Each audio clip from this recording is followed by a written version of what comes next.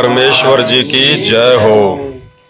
परमपिता परमात्मा, सारी सृष्टि के रचनहार, कुल मालिक, असंख्य ब्रह्मांडों के स्वामी, जगत गुरु, तीनों लोकों में प्रवेश करके सबका भरण पोषण करने वाले राजाधीराज, आत्माधार, नाथों के नाथ, देवों के देव महादेव, सर्वेश्वर, महेश्वर, मृत्युंजय, अजरो अमर, आदि अनादि, सनातनी प्रभु, जगत पिता जगदीश्वर, श्री श्री 1008 की उपाधि के वास्तविक अधिकारी, अकाल मूरत, सौद स्वरूपी राम वासुदेव, सर्वगतम ब्रह्म, परम पूज्य, प्रथम पूज्य, परम संत, परम पुरुष, परम धनी, परम दयालु, सत्य कबीर, हक्का कबीर, अल्लाहु कबीर, अल्लाहु अकबर, अल्लाह ताला बाखबर, जगत के तारणहार, जगत के मुक्तिदाता, जगत के जगन्नाथ, हारे के सहारे, हिंदुओं के राम, मुसलमानों के अल्लाह, सिखों के वाहिगुरु, ईसाइयों के मसीह, दया के सागर दया निधि, करुणा के सागर करुणा निधि, स्वयंभू परिभू, संकट मोचन, कष्ट हरण, मंगल करण, दुख भंजन, अविगत कबीर, निर्विकार निर्विषम परमात्मा, अलय अलेख सतगुरु, आदि अनादि राम, असली मर्यादा पुरुषोत्तम, असली घनश्याम, असली मनमोहन, असली राम, असली कृष्ण, राजाओं के राजा, महाराजाओं के महाराजा, शहंशाहों के शहंशाह, सम्राटों के सम्राट, भगवानों के भगवान, अल्लाहों के अल्लाह, प्रभुओं के प्रभु, मसीहों के मसीह, सच्चे वाहिगुरु, बाबाओं के बाबा, पीरों के पीर, सर्वगुण संपन्न, अनंत कोटि कलाओं के स्वामी, अनंत कोटि ब्रह्मांडों के नायक, ज्ञानियों में महाज्ञानी, तत्व ज्ञानी, ध्यानियों में महाध्यानी, सिद्धों में परम सिद्ध, योगियों में महायोगी, युवा कबीर, असंवात, 8 सितंबर 1951 से गांव धनाना, जिला सोनीपत, हरियाणा, भारतवर्ष की पावन भूमि पे प्रकट रियल कल की भगवान संत शिरोमणि सतगुरु रामपाल जी परमेश्वर जी के चरण कमल में आप और हम सभी लाइव वीडियो देख रहे भाई बहनों का अनंत कोटि दंडवत प्रणाम। सत्साई भाई और बहनों, आप सभी भाई बहन इस लाइव वीडियो से जुड़े और हमारे अन्य भगत भाई बहनों को ज्यादा से ज्यादा लाइव जुड़ने के लिए आप इस वीडियो को शेयर करें। तब तक हम सभी भगत भाई बहन मिलकर परमपिता परमेश्वर जी का मंगलाचरण करते हैं।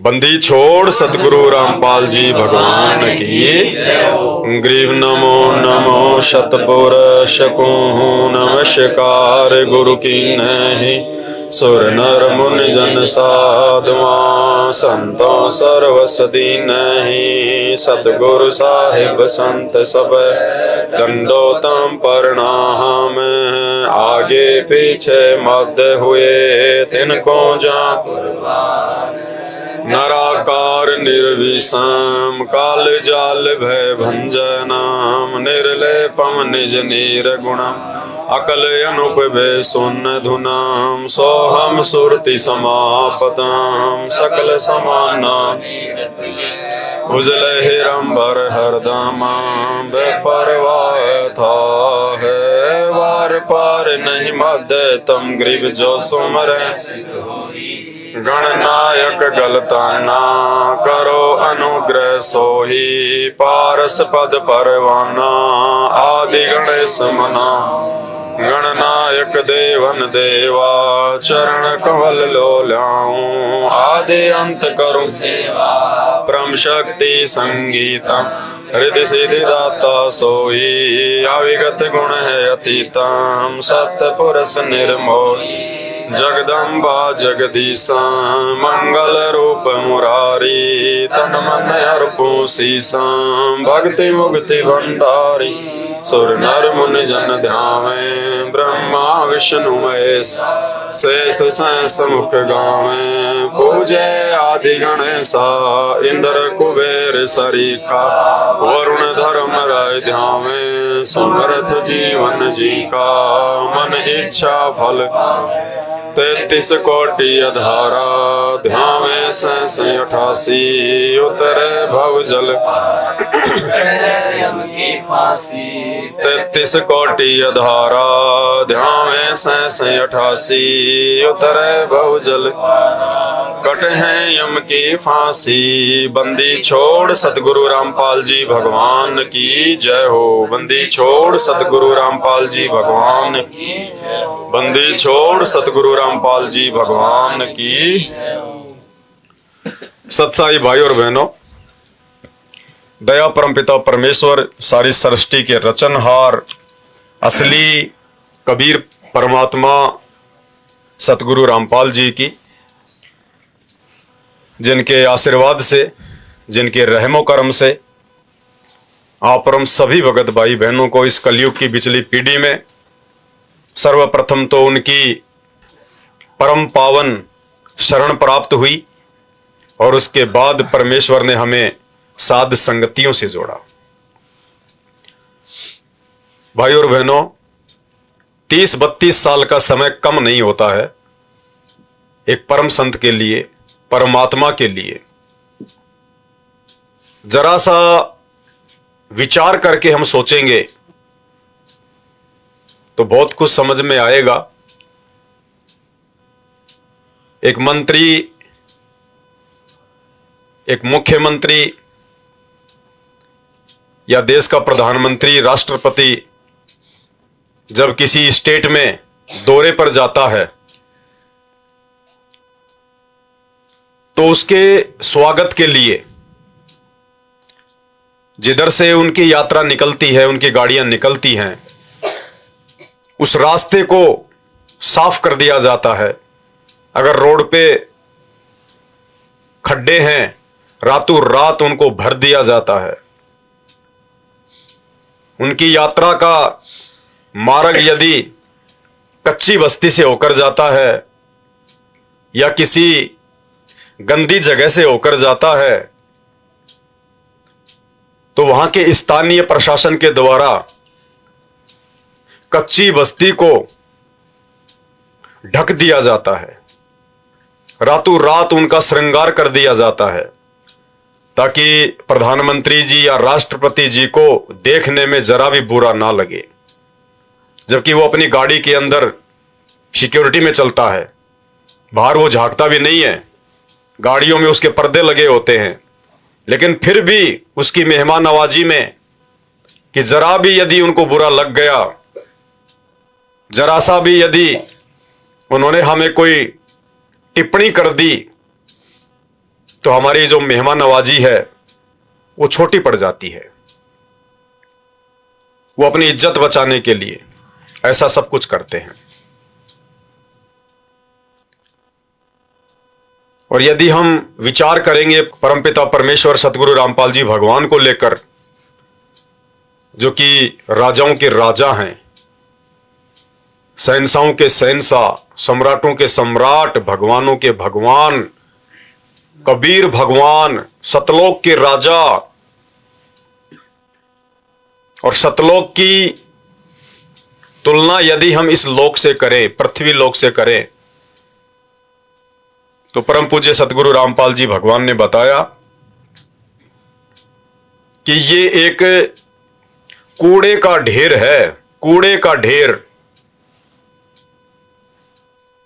उस सतलोक के राजा की बात तो छोड़िए, उस कबीर परमात्मा सतगुरु रामपाल जी परमेश्वर जी की तो छोड़ दिए, सतलोक में हमारे अन्य जो भगत भाई बहन रहते हैं वो भी कभी झांक कर नहीं देखते इधर। ये इतना गंदा लोक है, ये विषय लोक है। और परमपिता परमेश्वर कबीर साहब सतलोक के राजा इस गंदे लोक में, गंदे से गंदे लोक में आप और हम भाई बहनों के लिए, अपनी आत्माओं के लिए पिछले 32 वर्षों से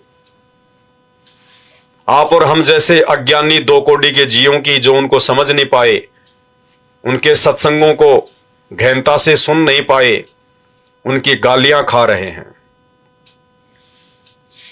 उनकी बदसलूकियों का सामना कर रहे हैं।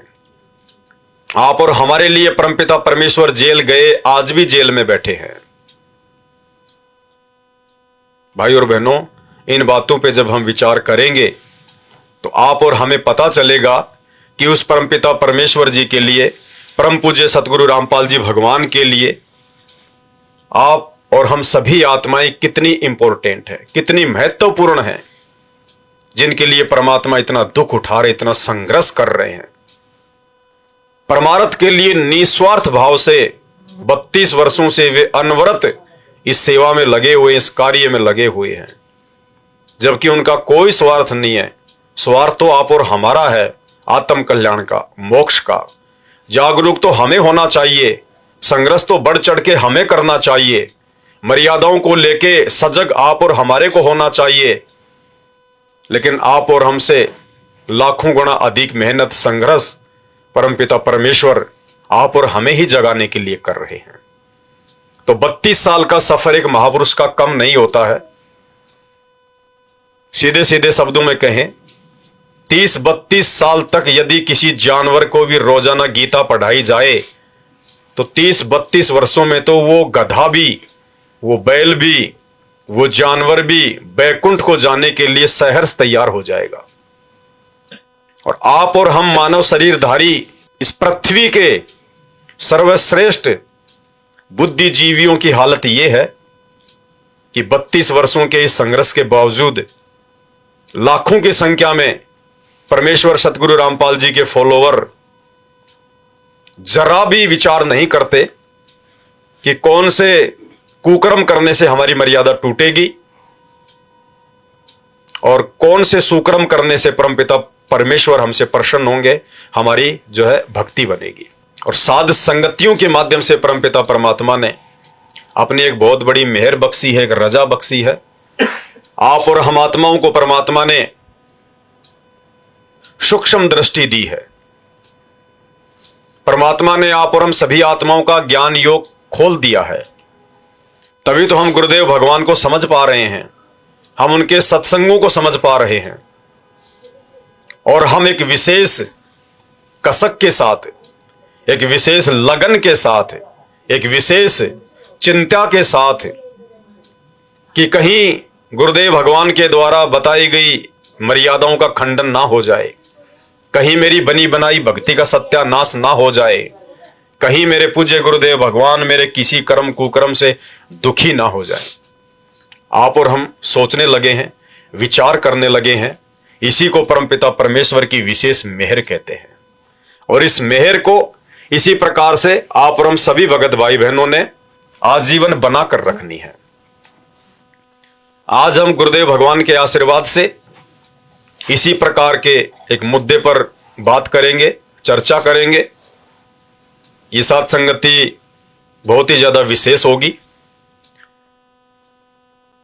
क्योंकि इस प्रकार की बातें यदि हम नहीं करेंगे, इस प्रकार के मुद्दों पर यदि हम चिंतन नहीं करेंगे, मंथन नहीं करेंगे, तो भी हम आगे नहीं बढ़ पाएंगे। तो ये मालिक का सौभाग्य जो परमात्मा ने साथ संगति से जोड़कर आप और हम सभी आत्माओं को सद्बुद्धि देकर अपनी महिमा के साथ साथ हमारी आत्मा को जगाने के लिए ये समय दिया। इसके लिए हम गुरुदेव भगवान का अनंत कोटि दंडवत करते हैं। अक्सर हमें परमपिता परमेश्वर अपने सत्संगों में कहते हैं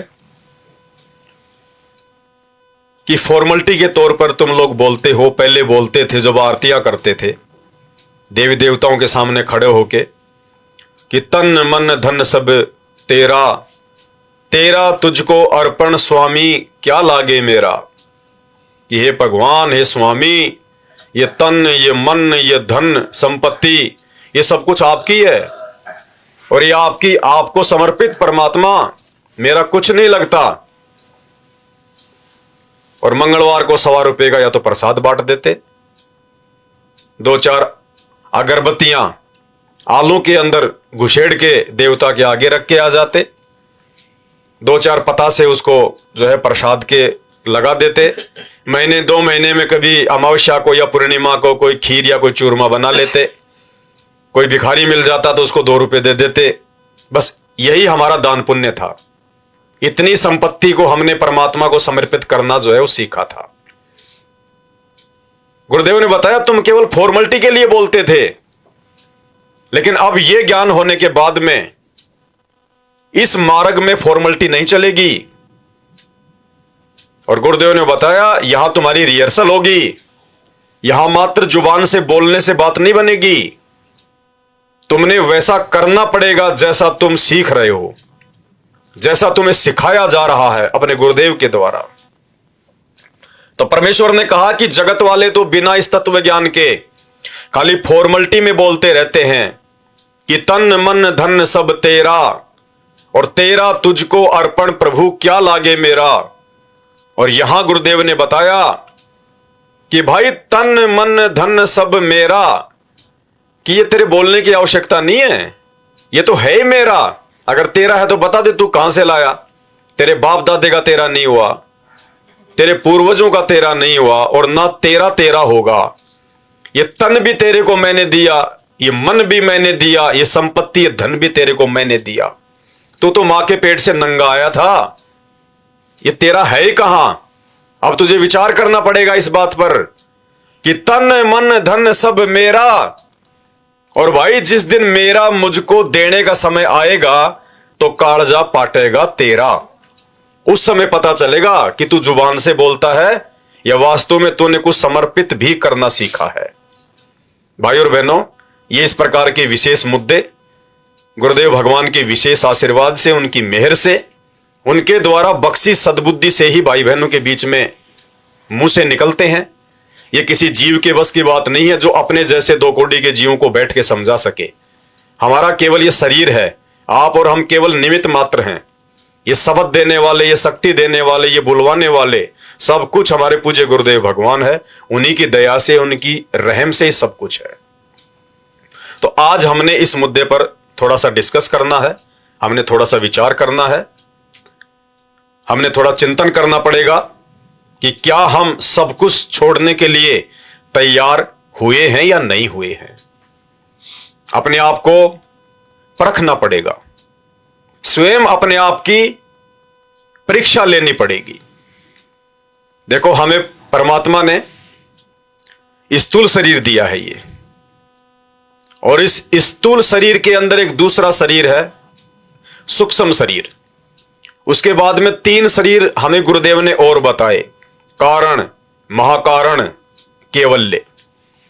लेकिन विशेष तौर पर केवल 2 प्रकार के शरीरों की ही विशेष परीक्षा होगी, स्थूल शरीर की और स्थूल शरीर के अंदर जो सूक्ष्म शरीर है उसकी। और इस 2 प्रकार के शरीरों को विशेष तौर पर हम भाई बहनों ने, गुरुदेव ने हमें जो विशेष मेहर करके जो भक्ति दान दिया है, जो मर्यादाएं बताई हैं, जो भक्ति की खुराक खाने के लिए दी है, जो 5 यज्ञ दिए हैं, वो हमने निरंतर करते रहना होगा। और कैसे हमने इन दोनों शरीरों को मजबूत करना है, हमने इनको मोक्ष प्राप्ति के लिए तैयार करना है। स्थूल शरीर को हमने परमपिता परमेश्वर जी की जो मर्यादाएं हैं, नाम दीक्षा के समय जो नियम दिए जाते हैं, हमने उन मर्यादाओं में रखकर स्थूल शरीर को बचाकर रखना है।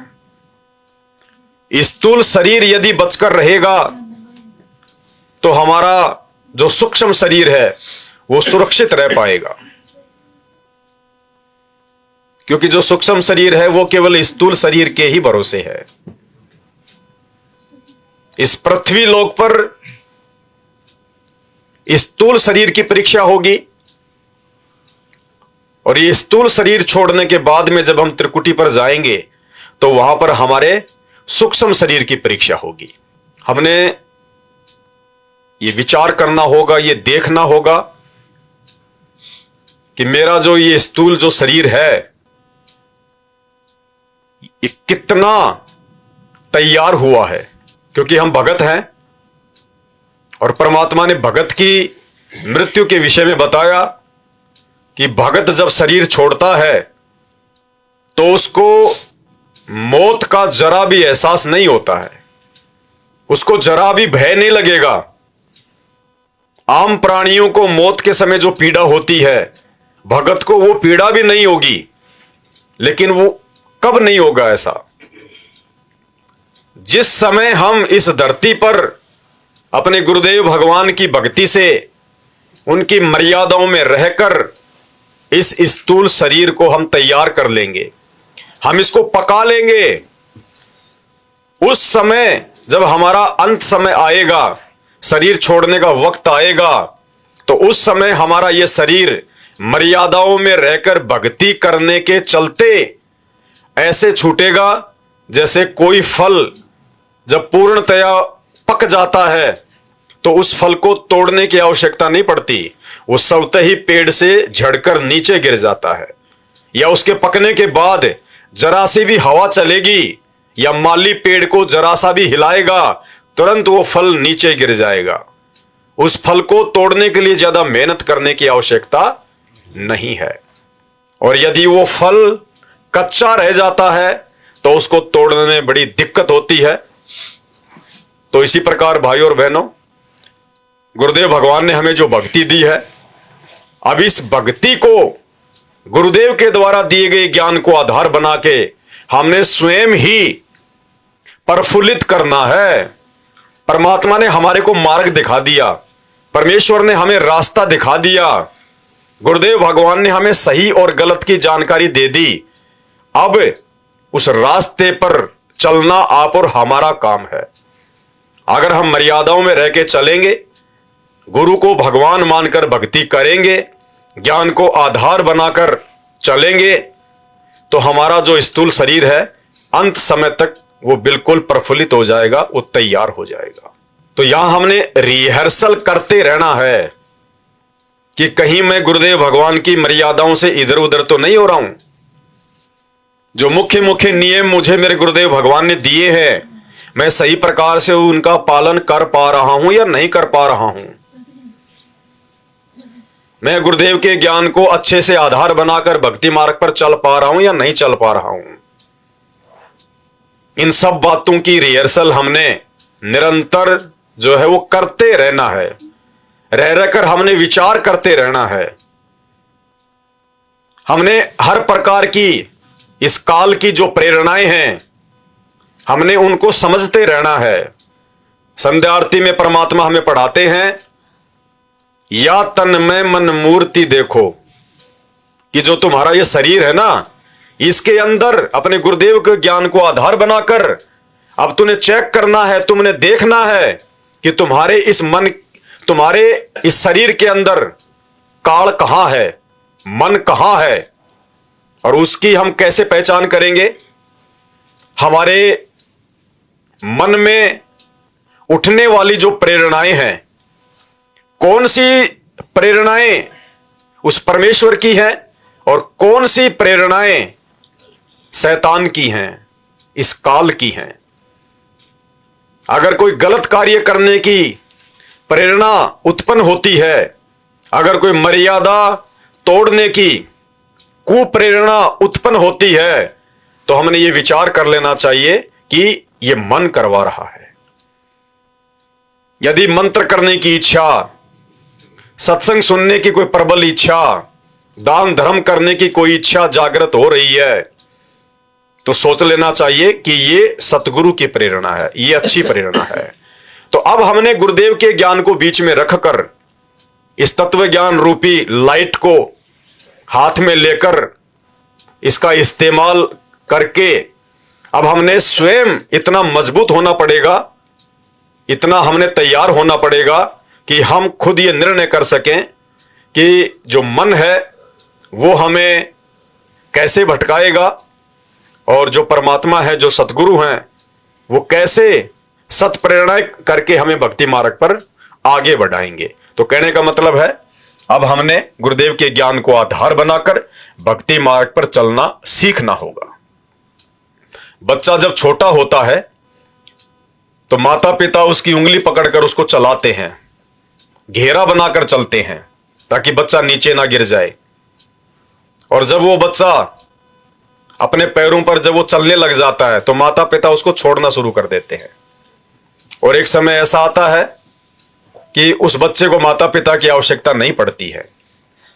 तो इसी प्रकार भाइयों और बहनों, जब हम शुरू में परमपिता परमेश्वर जी से नाम दीक्षा के माध्यम से जुड़ते हैं, तो भले ही हमारी उम्र 60 साल की हो, चाहे 50 साल की हो, चाहे हम कोई पहलवान हो, लेकिन आध्यात्मिक मार्ग में हम बिल्कुल बच्चे हैं। और शुरू में परमात्मा हमारे हाथ पकड़कर हमारे को चलाता है, अपने कोटे से परमात्मा हमें लाभ देता है, परमात्मा हमारा बचाव करता है, परमात्मा हमारी जो है वो रक्षा करता है। और जब हम थोड़ा समझदार हो जाते हैं, 2, 4, 5, 6 महीने, साल भर हमें हो जाता है, यानी कहने का मतलब है जब हमारे को सतनाम प्राप्त हो जाता है तो परमात्मा फिर घेरा बना लेता है कि बच्चा जो है अपने पैरों पे खड़ा होना जो है वो सीख चुका है, इसको बेसिक जो आध्यात्मिक जानकारी है इसको हो चुकी है। तो सतनाम के बाद में परमात्मा हमारी उंगली तो जो है अपने आप से हटा लेता है और उसके बाद परमात्मा घेरा बना लेता है और उस घेरे में अपने बच्चे को जो है वो रखता है। और जिस समय उस बच्चे को सारनाम मिल जाता है, उस भगत को सारनाम प्राप्त हो जाता है, उस समय परमात्मा काल से और काल के दूतों से लड़ाई लड़ने के लिए उस भगत को फिर स्वतंत्र छोड़ देता है, उसको अपने हाल पर छोड़ देता है। उसके बाद परमात्मा शब्द रूप में तो अपने बच्चे के साथ में रहेगा ही रहेगा, लेकिन परमात्मा फिर उसके समक्ष नहीं होता है वो प्रकट। परमात्मा ऐसा महसूस करवाता है कि अब तूने मेरे से ज्यादा और मेरे द्वारा दिया गया जो ज्ञान है, जो भक्ति है, उसके ऊपर विश्वास करके आध्यात्मिक क्षेत्र में तुझे अपनी यात्रा करनी है। तो भाई और बहनों, इस पृथ्वी लोक पर हमने इस स्थूल बॉडी को यदि हमने तैयार करना है, मोक्ष प्राप्त करना है, और इस स्थूल बॉडी से यदि हमने अपने सूक्ष्म शरीर को तैयार करना है, तो अब हमने पूर्णतया गुरुदेव भगवान की मर्यादाओं में रहना सीखना होगा। जरा भी अगरम मगरम अब वर्तमान समय में मर्यादाओं को लेकर, भक्ति को लेकर बिल्कुल भी नहीं चलेगी। जो संघर्ष करने की आवश्यकता पड़े हमने करना होगा। किसी भी हद तक जाना यदि पड़ जाए मर्यादाओं में रहकर, तो हमने जाना पड़ेगा। अब हमने बिल्कुल भी 1% भी अपने गुरुदेव भगवान को नाराज करने का मौका नहीं देना है, क्योंकि परमेश्वर ने हमें जो ज्ञान दे दिया, जो अपना विधान हमें बता दिया, समझा दिया, अब उनके पास में देने को और कुछ भी शेष नहीं है। अब यदि हम रह गए तो वो हमारी स्वयं की ही त्रुटि होगी, हमारी खुद की वो गलती होगी। गुरुदेव भगवान का इसमें कोई दोष नहीं होगा। और एक बार यदि गुरुदेव ने हाथ छोड़ दिया तो अनंत युग बीत जाएंगे दोबारा हमें उस परमात्मा की शरण प्राप्त करने के लिए। तो गुरुदेव के द्वारा दी गई मर्यादाओं के आधार से, भक्ति के आधार से हमने अपने स्थूल शरीर को तैयार करना है, जो है परिपक्व करना है। और ये शरीर तो यहीं रह जाएगा, ये शरीर तो हमारा यहीं रह जाएगा। अंत में सूक्ष्म शरीर हमारा जाएगा, और सूक्ष्म शरीर की भी यही होगी परीक्षा। जो सूक्ष्म शरीर है, आत्मा है, उसकी भी परीक्षा परमात्मा रह रहकर हमसे यही लेगा कि हम त्रिकुटी पर जाने के बाद में सूक्ष्म शरीर के माध्यम से परीक्षा देने को तैयार है या नहीं है। उसकी परीक्षा, उसकी रिहर्सल भी परमात्मा रह रहकर इस पृथ्वी लोक पर इस स्थूल शरीर के माध्यम से ही करवाएगा। और वो कैसे करवाएगा? वो सौपन के माध्यम से करवाएगा। सौपन जब हमें आते हैं तो बहुत सी बार आप भाई बहन देखते होंगे कि हमने तो नाम दीक्षा ले ली, अब हम तो ना कोई बीड़ी पीते, ना हम कोई शराब पीते, ना हम मांस खाते, ना हम जुआ खेलते, ना हम कोई ताश खेलते, ना हम कोई व्यभिचार करते, ना हम किसी जंत्र मंत्र वाले के चक्कर में पड़ते, ना हम किन्हीं देवी देवताओं की जो है वो पूजा करते, ना हम कोई ज्योतिष वगैरह में कोई जो है मतलब विश्वास रखते। अब सौपन के माध्यम से परमात्मा सूक्ष्म शरीर की रिहर्सल करवाएगा। परमात्मा चेक करेगा कि ये आत्मा त्रिकुटी पर सूक्ष्म शरीर में परीक्षा देने के लायक हुआ या नहीं हुआ है। स्थूल शरीर में तो हम सबको अच्छे से पता है कि गुरुजी के नियम क्या हैं। कोई हमसे कहेगा भाई साहब एक बीड़ी का मंडल लाके देना, कोई रिश्तेदार आ जाए और वो कहे कि बेटा एक बीड़ी का मंडल लेके आना, तो आपको पता है कि मैंने तो नाम दीक्षा ली हुई है और गुरुदेव का सख्त आदेश है कि बेटा ना तो बीड़ी पीना, ना किसी को लाके देना, ना सहयोग करना। तो आप जी गलती नहीं करोगे बिल्कुल भी। तो ये आपकी रिहर्सल हो रही है स्थूल शरीर की, आपकी जो है वो परीक्षा ले रहा है परमात्मा। तो यहां तो बिल्कुल आप होशो हवास में हैं कि भाई बिल्कुल भी ऐसी गलती नहीं करूंगा।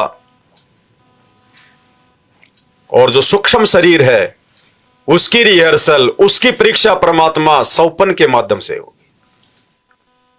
कई बार हमें सौपन आ जाते हैं कि सौपन में हम अपने दोस्तों के साथ में कहीं घूमने चले गए। दोस्त जो है बियर पी रहे हैं, शराब पी रहे हैं, जर्दा खा रहे हैं, सिगरेट पी रहे हैं, हमारे को भी पीने के लिए दे रहे हैं। और थोड़ा सा तो हम उनका विरोध करते हैं कि नहीं नहीं भाई मैं नहीं पीऊंगा, मैंने छोड़ दी। लेकिन उनके ज्यादा दबाव के चलते फिर हम एक आधी घूंट मार लेते हैं। और जब सुबह हमारी आंख खुलती है तो 5-10 मिनट के बाद में हमें अचानक से वो सौपन याद आता है।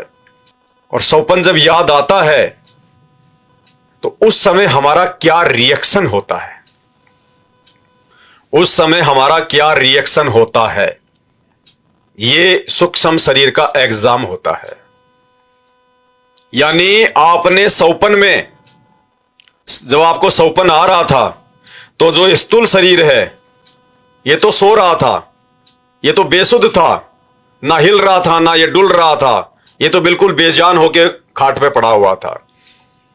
तो फिर सौपन में वो घूम कौन रहा था यार दोस्तों के साथ में? बीड़ी किसने पी, सिगरेट किसने पी? सूक्ष्म शरीर ने। तो सूक्ष्म शरीर अभी हमारा तैयार नहीं है। स्थूल शरीर तो हमारा तैयार हो गया, लेकिन सूक्ष्म शरीर में हमने दबाव के चलते और हमने सिगरेट पी ली। तो सूक्ष्म शरीर हमारा इतना ही तैयार हुआ है कि अभी हम दबाव सहन करने के लायक नहीं हैं। जब हमारी त्रिकुटी पर परीक्षा होगी तो उस परीक्षा में हम अभी पास होने के लिए पूर्णतया तैयार नहीं हैं, क्योंकि सौपन के माध्यम से परमेश्वर ने हमारी रिहर्सल देख ली। अगर कभी कभार सौपन हमें अपने पूज्य गुरुदेव भगवान का आ जाता है तो सौपन में हमारा क्या रिएक्शन होता है? बहुत सारे भगत भाई बहन तो अपने गुरुदेव को देखते ही दंडोत प्रणाम करेंगे, उनकी खुशी का ठिकाना नहीं होगा। अच्छी जगह पे वो अपने जो है परमपिता परमेश्वर जी को बैठाएंगे, उनके चरणों की सेवा करने लग जाएंगे, उनकी गोद में जाके बैठ जाएंगे, उनके चरणों से लिपट जाएंगे। और उनके मन में उमंग रहेगी कि मैं क्या करूं अपने परमात्मा के लिए, क्या खिलाऊं क्या पिलाऊं। तो इसका मतलब आपका जो सूक्ष्म जो शरीर है वो भी अपने उस परमात्मा को पहचान गया है, अपने गुरुदेव भगवान को जान गया है। आपका विशेष प्यार, आपका विशेष समर्पण अपने गुरुदेव के प्रति है। और जैसे ही सुबह हमारी आंख खुलती है तो अचानक से हमें जब वो सौपन याद आता कि आज तो गुरुदेव ने दर्शन दिए, हमारी खुशी का कोई ठिकाना नहीं रहता, हमारा मन बिल्कुल हल्का हो जाता है, आनंदित हो जाता है। तो आपने सौपन में भी अपने गुरुदेव के साथ में बहुत अच्छा बर्ताव किया और आपकी आंख खुली तो आपको बहुत अच्छा महसूस हुआ। इसका मतलब सतगुरु रामपाल जी भगवान के प्रति, अपने गुरुदेव के प्रति हमारा जो सूक्ष्म शरीर है वो तैयार हो चुका है। यानी हम अपने गुरुदेव के प्रति समर्पित होते जा रहे हैं, ये पहचान है। सौपन में जैसे कोई आपत्ति आ गई हमारे ऊपर, कोई भयंकर जानवर हमारे पीछे लग गया या कोई व्यक्ति हमारे को मारने के लिए दौड़ा, तो हम क्या करेंगे? हमें तुरंत याद आता है या नहीं आता है कि मैं तो नाम उपदेशी हूं, मैं तो उस कबीर परमात्मा सतगुरु रामपाल जी का भगत हूं, मेरा तो कोई बाड़ी बाका नहीं कर सकता, मैं किसी का कोई जो है बुरा नहीं कर रहा, तो मेरा बुरा मेरा गुरु नहीं होने देगा। और मेरे गुरुदेव ने मुझे बता रखा कि बेटा जब भी कोई आपत्ति आवे सतनाम का सुमरण कर। तो क्या सौपन में हम सतनाम का सुमरण शुरू करते हैं या नहीं करते हैं? या फिर हम उस कुत्ते से डरकर भागते हैं या नहीं भागते हैं? हम सौपन में अपने माता पिता को जोर जोर से सहायता के लिए आवाज लगाते हैं या नहीं लगाते हैं? तो ये सौपन में परमात्मा हमारी रिहर्सल करवा रहा है कि जब तू ये शरीर छोड़कर त्रिकुटी पर जाएगा तो 14 करोड़ यम के दूत वो तरह तरह के रूप बनाकर, कोई जानवर का, कोई गधे का, कोई कुत्ते का, कोई राक्षस का, वो तुम्हारी जो है ये परीक्षाएं लेंगे। तो आप उन परीक्षाओं को पास करने के लायक सूक्ष्म शरीर में हुए या नहीं हुए, ये परमात्मा सौपन के माध्यम से हमारी परीक्षा लेगा। तो भाई और बहनों, जिन जिन भगत भाई बहनों ने इन बातों पर विचार करना सीख लिया और स्थूल शरीर में इस धरती पर गुरुदेव भगवान की मर्यादाओं को लेके यदि हमने संघर्ष करना सीख लिया, लोगों का विरोध करना सीख लिया, डटकर मुकाबला करना सीख लिया कि भावे जान जावे, भाई संपत्ति जाए, भाई मेरी इज्जत जाए तो जाए, लेकिन मैं अपने गुरुदेव भगवान की मर्यादाओं को मन कर्म वचन किसी भी प्रकार से नहीं तोड़ूंगा, तो समझ लीजिए आप और हम भाई बहन स्थूल रूप में बिल्कुल तैयार हो चुके हैं। और स्थूल रूप में तैयार हुए बिना सूक्ष्म रूप में हम कभी भी तैयार नहीं हो पाएंगे, क्योंकि पहले हमारे को स्थूल रूप से तैयार होना पड़ेगा। स्थूल रूप से जब हम तैयार हो जाएंगे, हम बिल्कुल दृढ़ हो जाएंगे कि ब्रह्मा विष्णु महेश भी आ जाए तो मुझे इन मर्यादाओं से डगमग नहीं कर सकता, मुझे मेरे गुरुदेव भगवान के पावन चरण कमल से दूर नहीं कर सकता। मैं किसी भी बात को लेके, किसी भी लोभ लालच में आके, किसी भी डर या भय में आके या दबाव में आकर मैं अपने गुरुदेव की मर्यादाएं नहीं तोड़ूंगा। तो समझ लीजिए हम भाई बहन स्थूल रूप में तैयार हो चुके हैं। और जब स्थूल रूप में तैयार हो जाएंगे, उसके बाद हमारा अंदर सूक्ष्म रूप जो है वो तैयार होना शुरू हो जाएगा। भाई जैसे कोई भी जानवर का अंडा है, पहले बाहर से जो है अंडा तैयार होता है, पहले वो अंडा पकता है, फिर उसके अंदर जो जीव है वो परिपक्व होता है। तो हमारे जो है स्थूल बॉडी से हमारा जो सूक्ष्म जो बॉडी है, परमात्मा उसको तैयार करवाएगा। तो आप और हमने अब ये विचार करना पड़ेगा, हमने ये सोचना पड़ेगा कि आप और हम भाई बहन कितने तो स्थूल रूप में हुए हैं तैयार और कितने हम सूक्ष्म रूप में हुए हैं तैयार। कुछ समय बैठकर हमने अकेले में या कहीं भी जहां पे आपको थोड़ा समय मिले विचार करने का, चिंतन मनन करने का, घर घर में बेड परमात्मा ने इसीलिए लगवाए हैं, घर घर में ये दरबार परमात्मा ने इसीलिए लगवाए हैं कि सुबह नहीं तो शाम को, शाम को नहीं तो सुबह को 10 मिनट का, 20 मिनट का, 5 मिनट का, आधे घंटे का अपनी श्रद्धा और समय अनुसार एकांत में, अकेले में अपने गुरुदेव भगवान के चरणों में बैठकर हम विचार करें, हम चिंतन करें और ये सोचें कि अगर हम ऐसे ही चलते रहे तो हम ऐसे ही चलते रहेंगे। थोड़ा सा हमने रुकना पड़ेगा, गुरुदेव के ज्ञान को आधार बनाकर चिंतन मनन करना पड़ेगा कि मान लीजिए आज मेरे गुरुदेव भगवान मेरे सामने प्रकट हो जाएं, आ जाएं और ये कहें कि बेटा चल सतलोक चलते हैं, क्योंकि मैं तो सतलोक के लिए भक्ति कर रहा हूं। कोई भाई बहन मिलता है, किसी से ज्ञान चर्चा होती है तो दिन हम 4 बार अपने मुंह से ये बात निकाल देते हैं कि भगत जी बस देख लिया, यहां का कुछ नहीं है, यहां अब तो परमात्मा दया कर दे, बस सतलोक चले, अब तो मालिक दया करे, भगत जी कुछ नहीं रखा यहां पे, बस बंदी छोड़ दया कर दे, हम तो तैयार हैं सतलोक जाने के लिए, चाहे आज ही ले चले परमात्मा। तो हमने ये विचार करना पड़ेगा इस दैनिक भाग दौड़ की जिंदगी से थोड़ा सा समय निकालकर कि आज मेरे गुरुदेव भगवान आ जाएं मेरे घर पर या मेरे समक्ष प्रकट हो जाएं, क्योंकि वो तो समर्थ है, वो तो अनंत कोटि कलाओं का स्वामी है, अनंत रूप बनाकर अनंत आत्माओं के साथ में एक ही समय में प्रकट हो सकता है। अगर गुरुदेव भगवान मेरे समक्ष आ जाएं या मैं कभी अपने गुरुदेव भगवान के पास जाऊं आश्रम में, उनसे मिलने, उनके दर्शनों के लिए, आशीर्वाद के लिए, और उस समय यदि मेरे गुरुदेव भगवान जो इतने वर्षों से मुझे ज्ञान केवल इसीलिए दे रहे हैं कि बेटा सतलोक जाने के लिए तैयार हो जा, सतलोक जाने के लिए तैयार हो जा, ये गंदा लोक अपना नहीं है, ये शरीर, ये मिट्टी, ये अपना नहीं है, आज नहीं तो कल इसको छोड़ना पड़ेगा, ना कोई रहा ना कोई रहेगा।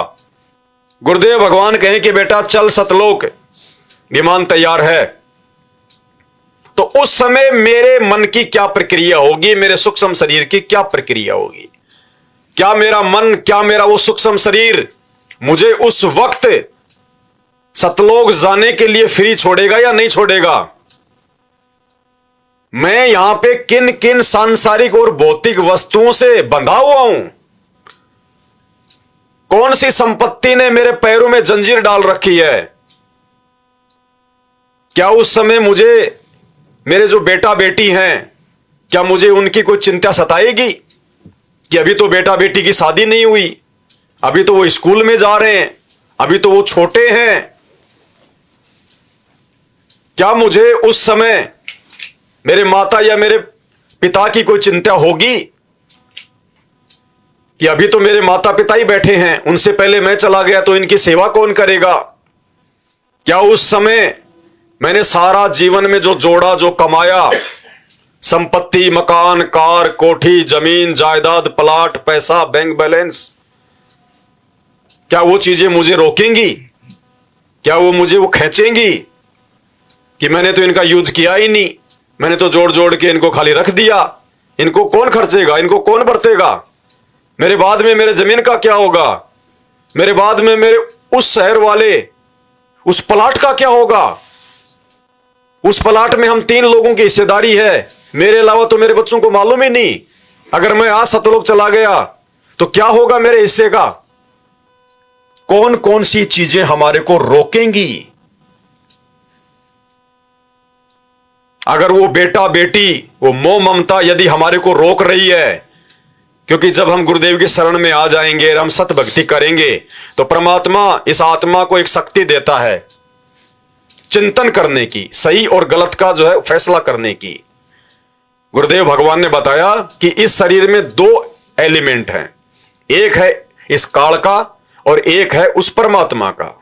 काल का जो एलिमेंट है उसका नाम है मन, और सतगुरु का जो एजेंट है उसका नाम है निज मन। निज मन हमेशा हमारे को बुरे कर्मों से रोकता है, मन हमारे को हमेशा उल्टे कर्मों के लिए प्रेरित करता है। यानी जैसे जब भी हम कोई काम करते हैं, अगर तो एक मन तो कहेगा कि ये कर ले, और एक मन कहेगा कि नहीं नहीं ठीक नहीं है, बाद में फिर देख लेना, पछताएगा।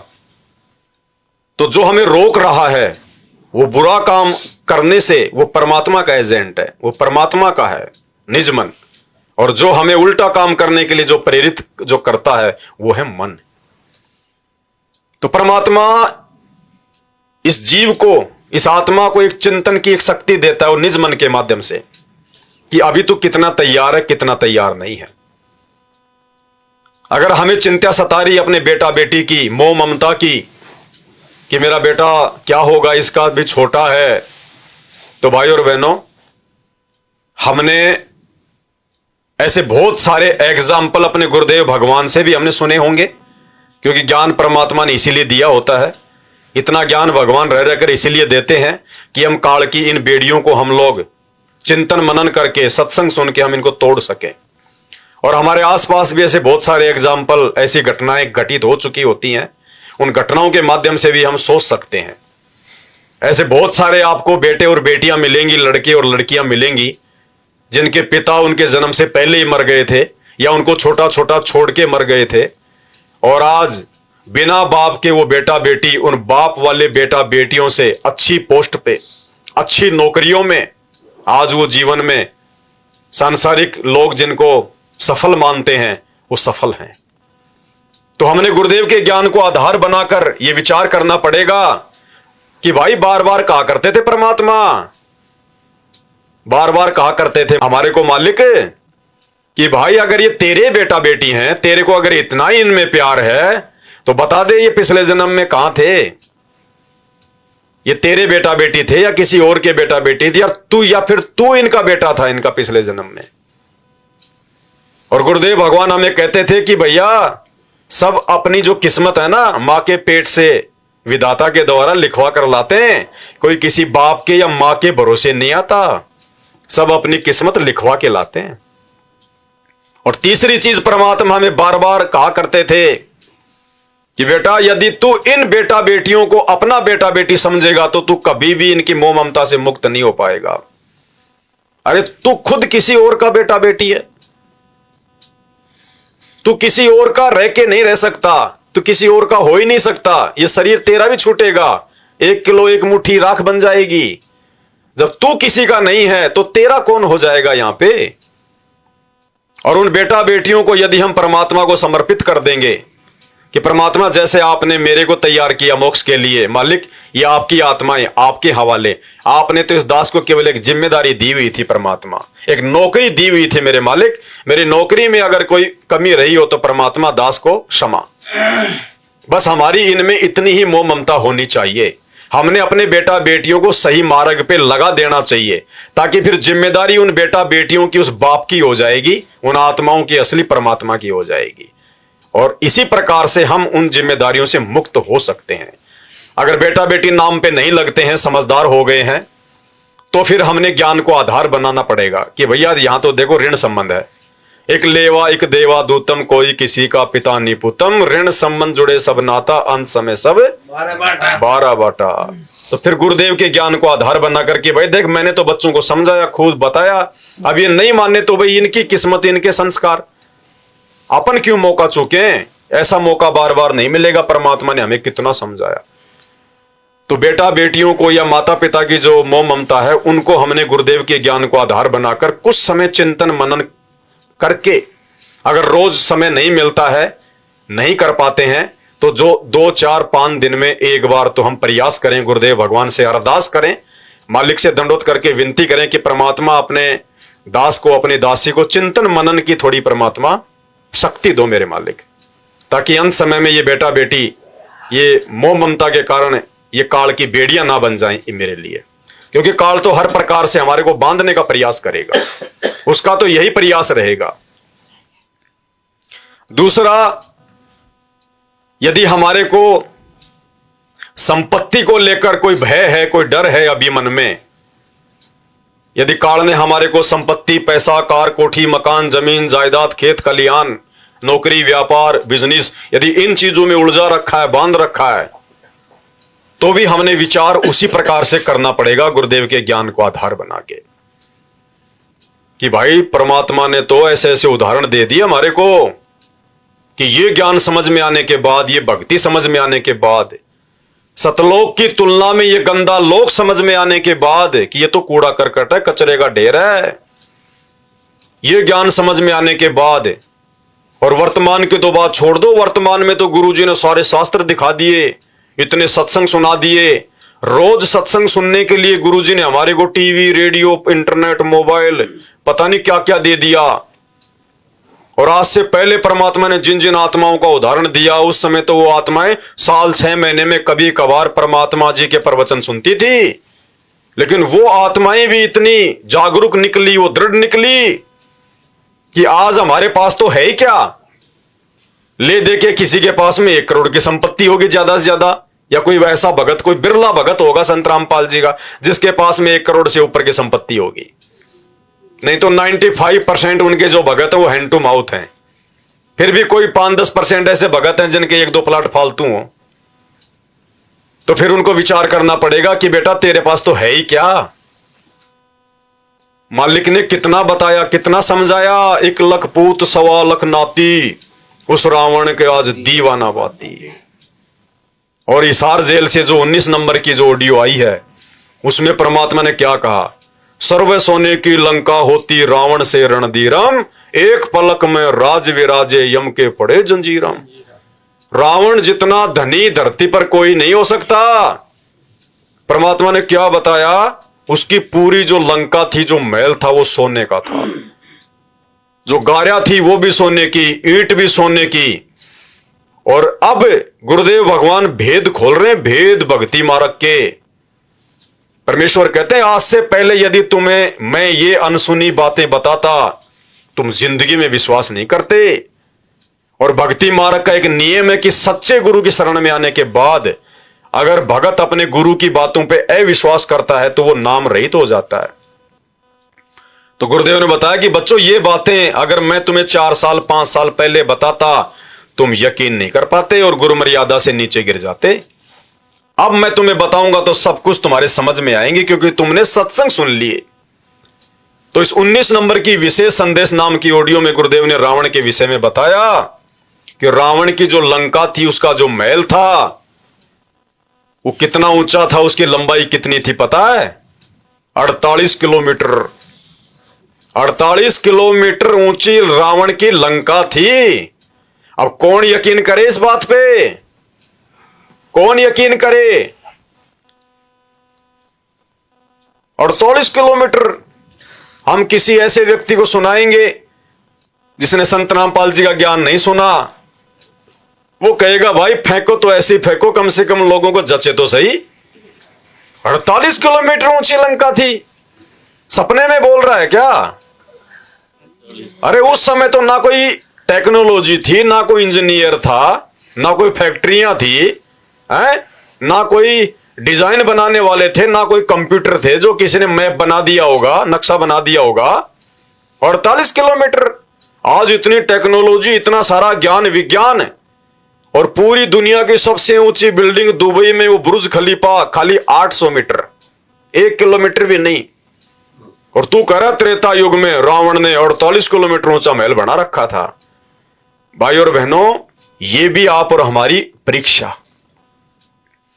ये भी हमारी परीक्षा, कदम कदम पे परीक्षा है यहां पे। जब तक हम इस स्थूल शरीर में रहेंगे, जिस भगत के मन में जरा सा भी संकोच आ गया गुरुदेव के मुख से ये बात सुनकर, जो यथार्थ है, जो सत्य है, अगर जरा सा भी मन में संकोच आ गया, संदेह उत्पन्न हो गया कि यार ऐसा नहीं हो सकता, उसी समय वो गुरु मर्यादा से नीचे। अरे भाई, जब तू अपने गुरुदेव की इस बात पर, जो कि 1,00,000% शक की कोई जगह नहीं है, जब तू अपने गुरुदेव के रावण के महल वाली इस बात को सत्य नहीं मान रहा है, तो गुरुदेव भगवान की सतलोक वाली उस बात को तू कैसे हजम कर पाएगा? जो गुरुदेव ने बताया कि बच्चों, सतलोक में तुम्हारे जो महल खाली पड़े हैं, एक एक महल ने इतनी जगह घेर रखी है, ये पृथ्वी भी छोटी है, इस धरती से बड़े बड़े तुम्हारे महल है वहां पर। तो इस बात को तो हम कौन से दिन हजम करेंगे? और गुरुदेव की बात हजम नहीं हुई तो सतलोक क्या खाक जाएंगे? कहे कबीर सुनो भाई साधो, मैं तो हूं विश्वास में। अगर गुरुजी कह दे कि बेटा रावण की सोने की लंका 12 लाख किलोमीटर ऊंची थी, तो बिल्कुल गुरुजी थी, बिल्कुल परमात्मा थी, निसंदेह थी। आपने कह दिया परमात्मा सत्य, परम सत्य, भले हमारी बुद्धि स्वीकार करे या ना करे, लेकिन गुरुदेव ने जो कह दिया वो सत्य है, क्योंकि वो अविनाशी परमात्मा है, वो अंतर्यामी है, वो सर्वद्रष्टा परमात्मा है, वो भूत भविष्य वर्तमान लोक परलोक सब कुछ जानने वाला है। हमने यकीन करना पड़ेगा। ये 28 साल से 30 साल से ये ज्ञान परमात्मा ने विश्वास करवाने के लिए ही दिया है।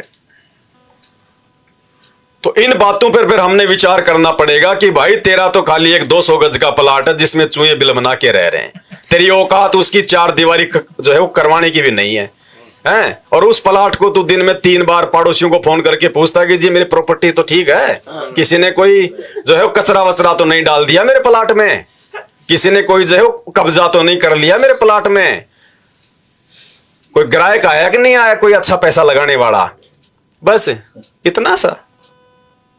और फिर हमें परमात्मा ने क्या बताया? बलक बुखारे का बादशाह अब्राहिम सुल्तान, अथाह संपत्ति, 18 लाख घोड़े। और गुरुदेव ने बताया कि जब वो सवारी के साथ में निकलता था हाथी घोड़ों पे, तो इसी विशेष ऑडियो में परमात्मा ने बताया कि सूरज भी दिखाई देना बंद कर देता उनके हाथियों के पैरों की धूल से। ऐसे धूल का गुब्बारा छा जाता था जैसे कोई काली घटा छा गई हो। उसमें राजाओं की महिमा होती थी वो, कि उसके पास इतने घोड़े इतने हाथी। जब वो चलता था तो वो गर्द उठती थी, सूरज दिखाई देना बंद कर देता था। और मालिक ने बताया कि जब वो निकलता था अपनी पालकी लेके, अपनी सवारी लेके, तो उसके इतने ठाठ बाट थे, उतने ऐसो आराम थे, देवताओं का राजा सुरपति इंद्र भी नीची गर्दन कर लेता था कि इतने ठाठ बाट तो मेरे भी नहीं है। तो भाई उनकी तुलना में हमारे पास में वो 250 गज का प्लाट क्या है, ऊंट के मुंह में जीरे का भी नहीं है, जिसके ऊपर हम फूले फिर रहे हैं। 4 बीघा 5 बीघा 20 बीघा खेत हो गया, 4 साल बरसात ना हो, उसमें चूहे बिल बना के रहेंगे, तेरा जाने का मन नहीं करेगा। तो हमने विचार करना पड़ेगा इन चीजों पे। फिर परमात्मा ने बताया, बेटा कौन सी संपत्ति, कौन सी संपत्ति, वो एक किला 1 हेक्टर 3 एकड़ 4 बीघा जो भी मान लो, वो जमीन का टुकड़ा। बेटा जब से ये सृष्टि बनी है तब से वो जमीन वही है, लेकिन उस जमीन पे लाखों अरबों लोग रजिस्ट्रियां करवा करवा के मेरा मेरी करके चले गए। वो जमीन आज भी वहीं पड़ी है, किसी की नहीं हुई वो। ये तो समर्थ की संपत्ति है, ये संपत्ति है राम की, अपना कहे वो गंवार, ये परमात्मा की है। 2 जग धक्के खाएगा नाहक बेगार। तो इन बातों को हमने विचार करना पड़ेगा। ये सत्संग परमात्मा ने टाइम पास के लिए नहीं सुनाए। अंतिम समय में हम तैयार हो जाएं निसंदेह, चाहे हमारा 20 लाख का कोई एग्रीमेंट करना हो। आज हमने कोई प्लाट का 20 लाख का, कि कल मेरे को 20 लाख रुपया मिलेगा, ये प्लाट मैंने बेचना है, इतना मुझे इसमें प्रॉफिट हो रहा है। और उसके 2 घंटे पहले आके गुरुजी कहते कि बेटा चल, अच्छा मौका है, विमान खड़ा है, 2 सीट खाली है। तो उस समय हमारा क्या रिएक्शन हो? उसी समय नंगे पैर तो नंगे पैर, भूखा पेट तो भूखा पेट, पीछे चाहे औरत एला मार रही हो, चाहे कोई कुछ कह रहा हो, चाहे एग्रीमेंट करने वाले बैठे हो, पीछे मुड़ के भी नहीं देखना कि भला हुआ परमात्मा, भला हुआ मेरे मालिक, नहीं तो उनको कहां कहां ठिकाने लगाता, कहां कहां रखता, क्या क्या करता, चलो बंदी छोड़। इस प्रकार से भाई और बहनों हमने पीछे मुड़ के बिल्कुल नहीं देखना है। ये विचार करना पड़ेगा, हमने ये चिंतन करना पड़ेगा इन बातों पे। अब ये संपत्ति उस परमात्मा की है, 21 ब्रह्मांड इस काल को भी भीख में दे रखी है, उसकी भी नहीं है। जो यहां का नकली भगवान है, फिर आप और हमारी तो हो कैसे जाएगी? तो इन बातों पे हमने विचार करना पड़ेगा, चिंतन करना पड़ेगा। दूसरा, और ज्यादा चिंतन मनन करने के लिए गुरुदेव ने हमें कुछ फॉर्मूले बताए, संकल्प का, समर्पण का। अगर हम कोई चीज अपने गुरुदेव को समर्पित कर देंगे, अगर हम उनको संकल्प कर देंगे, तो धीरे धीरे धीरे धीरे गुरुदेव भगवान उस चीज से हमारा मोह हटा देंगे। कारण वो चाहे कुछ भी बनाए, क्योंकि हमने राम की संपत्ति राम को समर्पित कर दी। कि परमात्मा पिंड प्राण जिन दिन ने दाना, और गरीब दास जाको कुर्बाना। ये परमात्मा संपत्ति तो छोड़ो, ये शरीर भी, ये श्वास भी आप ही के द्वारा मुझे दान में दी गई है परमात्मा। जब मेरा शरीर मेरा नहीं है तो परमात्मा ये नश्वर संपत्ति मेरी कहां से हो जाएगी? तो रोज हम लोग नित्य नियम पढ़ते हैं, और बार बार परमात्मा हमें क्या कहते हैं, हमें क्या समझाते हैं कि ये जो नित्य नियम है जो तुम रोज करते हो, ये कोई सामान्य चीज नहीं है, ये कोई परमात्मा की सामान्य वाणियां नहीं है। आदरणीय गरीबदास जी महाराज जी के अमर ग्रंथ में, सदग्रंथ साहिब में 24,000 वाणियां, जो चारों वेदों को मिला के भी ज्यादा है। उन वाणियों में से गुरुदेव भगवान ने हमें ये नित्य नियम का ये गुटका बना के दिया है, ये भक्ति बोध, रोजाना पाठ करने के लिए। और पाठ करने के लिए क्यों कहा परमात्मा ने? इसका जो मूल्य है परमात्मा ने वो रखा है नित्य नियम। पैसा नहीं रखा कि 15 रुपए जो आपको दिए जाता है इन आश्रमों में, 10 रुपए 15 रुपए, नहीं। परमात्मा ने इसका मूल्य रखा, नित्य नियम पाठ लिखा हुआ इसके ऊपर। परमात्मा ने कहा कि बच्चों इसको रोजाना इसको पढ़ना है। अगर तुम अक्षर ज्ञान युक्त हो, तुम्हारी आंखें ठीक हैं, शरीर स्वस्थ है, तो तुमने हाथ में लेके इसको पढ़ना है। जो लाभ इसको हाथ में लेके इसको पढ़ने से मिलेगा, वो लाभ मोबाइल में लगा के बाथरूम में जाकर बैठने से नहीं मिलेगा, चलते फिरते खाते पीते आरतियां करने से नहीं मिलेगा।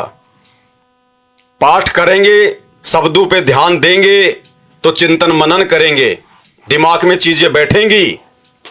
तो परमेश्वर ने हमें क्या बताया कि ये जो नित्य नियम है ये थर्मामीटर है, अपने आप को जांचने का, अपने आप को परखने का कि अभी हम गुरुदेव भगवान के वचनों पर कितने चल रहे हैं, कितने चलने के लायक हुए हैं। हम खाली रोजाना सुबह सुबह उठ के मजबूरी में कि यार ये तो गुरुजी का आदेश है करना पड़ेगा, हम खाली फॉर्मेलिटी या औपचारिकता कर रहे हैं, या गुरुदेव का आदेश मानकर कि अमर ग्रंथ से में परमात्मा ने, सदग्रंथ से भी ये 100, 150, 200 वाणियां चुन चुन के दी है परमात्मा ने, क्रीम में से परमात्मा ने क्रीम निकाल के दी है। असली सदग्रंथ साहिब है ये, असली सदग्रंथ साहिब। मालिक ने बताया कि जो गरीबदास जी का जो ग्रंथ साहिब है वो तो जंगल है, जंगल है, और जंगल में से मैंने तुम्हारे को जड़ी बूटी तोड़ ताड़ के कूट काट के एक शीशी में डाल दी मैंने दवा। ये नित्य नियम जो करते हैं हम 3 समय की आरती, ये दवा है। तो हमने इस नित्य नियम की वाणियों पर भी विचार करना होगा कि परमात्मा हमें क्या सलाह दे रहे हैं, क्या आदेश दे रहे हैं, क्या दिशा निर्देश दे रहे हैं। तो नित्य नियम को परमात्मा ने हम भगत भाई बहनों के लिए एक थर्मामीटर की संज्ञा दी है, थर्मामीटर की संज्ञा। आप प्रतिदिन नित्य नियम करते हो, नित्य नियम सुबह वाले, और उसको आप केवल एक गीता वाले पाठ की तरह खींच देते हो, क्योंकि हमने सीडी पर रखी है, वो कैसेट पर रखी है, आप जी उसको सुनते हो, उसी के आधार से आपकी अब कुछ दिनों में आपके वो याद हो जाएंगे। तो उनको केवल प्रतिदिन पाठन करण मात्र से लाभ नहीं होगा, उसके अंदर क्या कुछ मालिक का आदेश है, वो स्वाध्याय का ये करना का ये उद्देश्य होता है कि उसमें आदेश क्या दिया गया, उस पर हम खरे हैं कि नहीं, कितना ठीक चल रहे हैं। ये प्रतिदिन अपना टेम्परेचर खुद ही थर्मामीटर लाकर देख लेना चाहिए, इसलिए ये थर्मामीटर है। क्या है नित्य नियम? थर्मामीटर है, अपने आप को जांचने का, अपने आप को परखने का कि मैं कितना प्रतिशत भगत बना हूं, मेरे अंदर गुरुदेव का ज्ञान कितना प्रतिशत समाया है, मैं सतलोक की बात करता हूं, मोक्ष की बात करता हूं, मैं मोक्ष प्राप्ति के लिए किस हद तक मैं तैयार हुआ हूं। ये थर्मामीटर है, ये पैमाना है। तो परमेश्वर ने इस थर्मामीटर में, इस नित्य नियम में वाणी संख्या 49 और 50 में हमें क्या आदेशित किया है, कैसे हमारी मोह ममता यहां की नश्वर संपत्ति से, बेटा बेटी से, कार कोठी से, माता पिता से, रिश्तेदारों से, इन चीजों से हटेगी।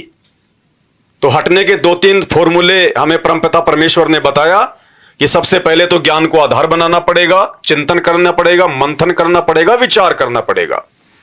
दूसरी चीज, हम परमात्मा को कुछ चीजें संकल्प करते हैं। जब हमने नाम दीक्षा लेके गुरु मर्यादाओं में बंद कर अपने आप को ही परमात्मा को संकल्प कर दिया, समर्पित जो है वो कर दिया कि परमात्मा आज से मैं आपका बेटा और आप मेरे गुरु। परमात्मा ने हमें क्या बताया? शब्द गुरु चित चेला रे। शब्द गुरु यानी गुरुजी ने हमें जो शब्द दे दिया, जो ज्ञान दे दिया, जो आदेश दे दिया, वो है हमारा गुरु। ये नित्य नियम है हमारा गुरु। और चित चेला रे, चित यानी मन, इस मन को हम गुरुजी के आदेशों पे आरूढ़ कर दें कि हमें गुरुजी जो इन वाणियों के माध्यम से, शब्दों के माध्यम से जो आदेश दे रहे हैं, हम अपने मन को इस पे लगा दें, मन को हम इनके अनुसार ढालें। तो शब्द गुरु चित चेला रे। तो परमात्मा ने हमें इस नित्य नियम में 2 वाणियों के माध्यम से, वाणी संख्या 49, गरीब शीश तुम्हारा जाएगा, कर सतगुरु को दान, और मेरा मेरी छोड़ दे यूं ही गोई मैदान। हमें रोज परमात्मा पढ़ाते हैं, रोज हमें याद दिलाते हैं, जो हमारे को भूल पड़ जाती है कि बेटा यहां तेरा कुछ नहीं है, तो फालतू में मेरा मेरी के पीछे लग रहा है। एक सेकंड का भरोसा नहीं, कब तेरा एक्सीडेंट हो जाए, कब तेरे ऊपर कोई हमला हो जाए, कब तेरे को कोई रोग आके घेर ले, हॉस्पिटल से तेरी डेड बॉडी आएगी। तू खुद तो अपने आप में जो है वो सुरक्षित नहीं है, और तूने प्लाटों के बाउंड्री जो है वो करवा रखी है, जो है मतलब 20-20 फुट की। तो इन बातों पे हमने विचार करना पड़ेगा। तो परमात्मा कहते हैं तेरी जो भी संपत्ति है, नश्वर संपत्ति, कार, कोठी, मकान, बंगले, तन, मन, धन, शरीर, बाल बच्चे, परिवार, सब कुछ परमात्मा को संकल्प कर दे, परमात्मा को समर्पित कर दे कि हे परमपिता परमेश्वर, ये दास आज से अपनी सर्व संपत्ति है तो मालिक आपकी, लेकिन इस भौतिक जीवन के हिसाब से, दादा परदादाओं के हिसाब से, या ये काम धंधे के हिसाब से जो मेरे नाम हो चुकी है मालिक, ये रजिस्ट्री भी आपके नाम परमात्मा, आपकी दाता, ये प्लाट भी आपका परमात्मा, ये कुआं भी आपका, ये ट्यूबवेल भी आपकी, ये बेटा बेटी भी आपके परमात्मा, ये दास भी आपका। मालिक हम सब अपने आप को आपको संकल्पित करते हैं परमात्मा। तो कहते हैं साधु भूखा भाव का, धन का भूखा नहीं। वो धन भी परमात्मा आप ही को दे देगा वापस, और उस धन को बरतने की जो सद्बुद्धि जो हमारे को नहीं थी वो फिर देगा परमात्मा, जब हम परमेश्वर को ही वो चीजें संकल्प कर देंगे कि परमात्मा ये गाड़ी आपकी, मैं तो आपका ड्राइवर हूं मर मालिक, ये मालिक मैं तो आपका नौकर हूं परमात्मा, मैं तो आपके एक जो है सेवक के रूप में हूं परमात्मा, ये खेत मालिक आपका, आपके नाम परमात्मा, मैं तो केवल आपका एक मजदूर हूं, अपना पेट भर रहा हूं मालिक इससे मैं। तो इस प्रकार से गुरुदेव ने हमें बताया कि अगर इस काल के जाल से मुक्त होना चाहते हो, सतलोक जाना चाहते हो, तो तुमने हर वस्तु अपने गुरुदेव भगवान को समर्पित करनी होगी। और कल को यदि वो वस्तु तुमसे कोई छीन लेता है, कोई धोखाधड़ी कर लेता है, तो उस समय तुम्हें जरा भी दुख तकलीफ परेशानी नहीं होनी चाहिए, लड़ाई झगड़ा मनमुटाव नहीं होना चाहिए, क्योंकि जब तूने संपत्ति परमात्मा को संकल्पित कर दी तो हिसाब किताब परमात्मा करेगा अगले से। तू नहीं है फिर ठेकेदार बीच में मुकदमा करने वाला, केस पानड़े करने वाला, लड़ाई झगड़ा करने वाला। तूने मेरे खेत का ये खुड जो है वो कैसे दबा लिया, तूने मेरे खेत में था ये पेड़, तूने कैसे इसको अपनी तरफ कर लिया। ये काम फिर भगत के नहीं बताई परमात्मा ने। मालिक ने कहा फिर उस समर्पित कर दो उस परमात्मा को, फिर वो मालिक देखेगा, फिर वो समर्थ का काम है फिर। तो कहते हैं शीश तुम्हारा जाएगा कि नालायक तेरे को तो वैसे भी मरना है, ना तू साथ में लेके जाएगा, ना आज से पहले कोई लेके गया। तो कहते हैं शीश तुम्हारा जाएगा, कर सतगुरु को दान, दान कर दे, मालिक को समर्पण कर दे, और मेरा मेरी छोड़ दे कि वो मेरा, ये भी मेरा, ये मैंने कमाया, ये मैंने वो किया। तो परमात्मा कहते हैं मैं करे सो मारिए और तू करे सो छूट बे। अगर किसी चीज को ये कहेगा कि ये मेरी है, ये मैंने कमाया, या अहंकार भाव से, वैसे नहीं। अब कोई पूछेगा जी बेटा किसका, तो ये तो बोलना पड़ेगा जी ये तो मेरा ही है, या फिर ऐसे कर दीजिए तो मतलब दास का है। वो नहीं, अहंकार भाव से कि मैं अगर वो नहीं करता तो ये कहां से हो जाता, आज मैंने किया, मेहनत करिए दिन रात, रात को 3 बजे जाके फैक्ट्री में जाता था, तब जाके ये मैंने ये प्लाट खरीदे। वो है अहंकार। तो मालिक उस अहंकार के लिए कह रहे हैं, उस अहम के लिए कह रहे हैं, उस मैं के लिए कह रहे हैं कि मेरा मेरी छोड़ दे, योई गोई मैदान, ये नश्वर है, सब खाक हो जाएगी, तेरा कुछ नहीं है, मैदान हो जाएगा एक दिन सब कुछ। फिर मालिक ने बताया शीश तुम्हारा जाएगा, तू कर सतगुरु की भेंट, तू चढ़ा दे अपने परमात्मा को। देखो भेंट का मतलब क्या होता है, प्यार से, ज्ञान आधार से, दुखी मन से नहीं कि भाई ये तो आदेश है गुरु जी का करनी पड़ेगी। मालिक कहते हैं भेंट, भेंट यानी प्यार से, प्रेम से। अगर आज हम अपने गुरुदेव को भेंट कर देंगे तो कल को उस काल की फेंट नहीं खानी पड़ेगी। अगर प्रेम से भेंट कर देंगे तो काल की फेंट नहीं खानी पड़ेगी, क्योंकि मालिक ने बताया कि भाई फिर तू विचार कर लेना, कोटि शीश तूने दे दिए इस यम राजा की भेंट। भेंट यानी वो तो झटके से लेता है। तो कितना बड़ा विधायक, एमएलए, मंत्री, संतरी, प्रधानमंत्री है, कितनी संपत्ति जोड़ रखी है, कल को एक्सीडेंट में मार देगा, झटके से लेगा तेरी संपत्ति सब कुछ। तो कहते हैं ये तो झटके से लेगा, ये तो धोखे से लेगा, छल बल से लेगा, जबरदस्ती लेगा। कोटि शीश तूने दे दिए इस यम राजा की फेट, एक शीश दे के देख ले सतगुरु अपने की भेंट। कहते प्यार से, प्रेम से, ज्ञान आधार से, समर्पण से, अपनी स्वयं की इच्छा से, अपने शरीर को, अपने तन मन धन को, अपने संपत्ति को, अपने बाल बच्चों को, अपने मान बढ़ाई अहंकार इज्जत को अपने गुरुदेव भगवान को भेंट कर दे। उसके बाद देखना परमात्मा तुझे वो अचल संपत्ति देगा शतलोक में, जो संपत्ति, जो मोक्ष ब्रह्मा विष्णु महेश को भी प्राप्त नहीं है, वो देगा परमात्मा। तो इस प्रकार परमेश्वर ने बताया कि शीश तुम्हारा जाएगा तू कर सतगुरु की भेंट, और नाम निरंतर लीजिए भाई यम की लगे ना भेंट। तेरी अगर कोई संपत्ति है, तुझे अगर किसी चीज में मोह ममता लगानी है, तो भाई इस नाम में लगा। ये नाम है अमर, ये नाम है तेरा। सतगुरु आदि अनादि है, सतगुरु मद है मूल, और सतगुरु को सिजदा करूं एक पलक नहीं भूल। तो हमारी यदि कोई वास्तविक संपत्ति इस नासवान लोक में है, तो वो है गुरुदेव का नाम। गुरुदेव ने ये नहीं कहा कि मैं हूं, क्योंकि जाना तो गुरुदेव भगवान को भी पड़ेगा इस काल लोक के विधान अनुसार, लेकिन परमात्मा ने बताया बेटा मेरा वास्तविक रूप है शब्द रूप, और शब्द रूप में मैं हमेशा तुम्हारे साथ में रहूंगा। तो मालिक कहते हैं वो जो नाम है वो तुम्हारा असली गुरु है।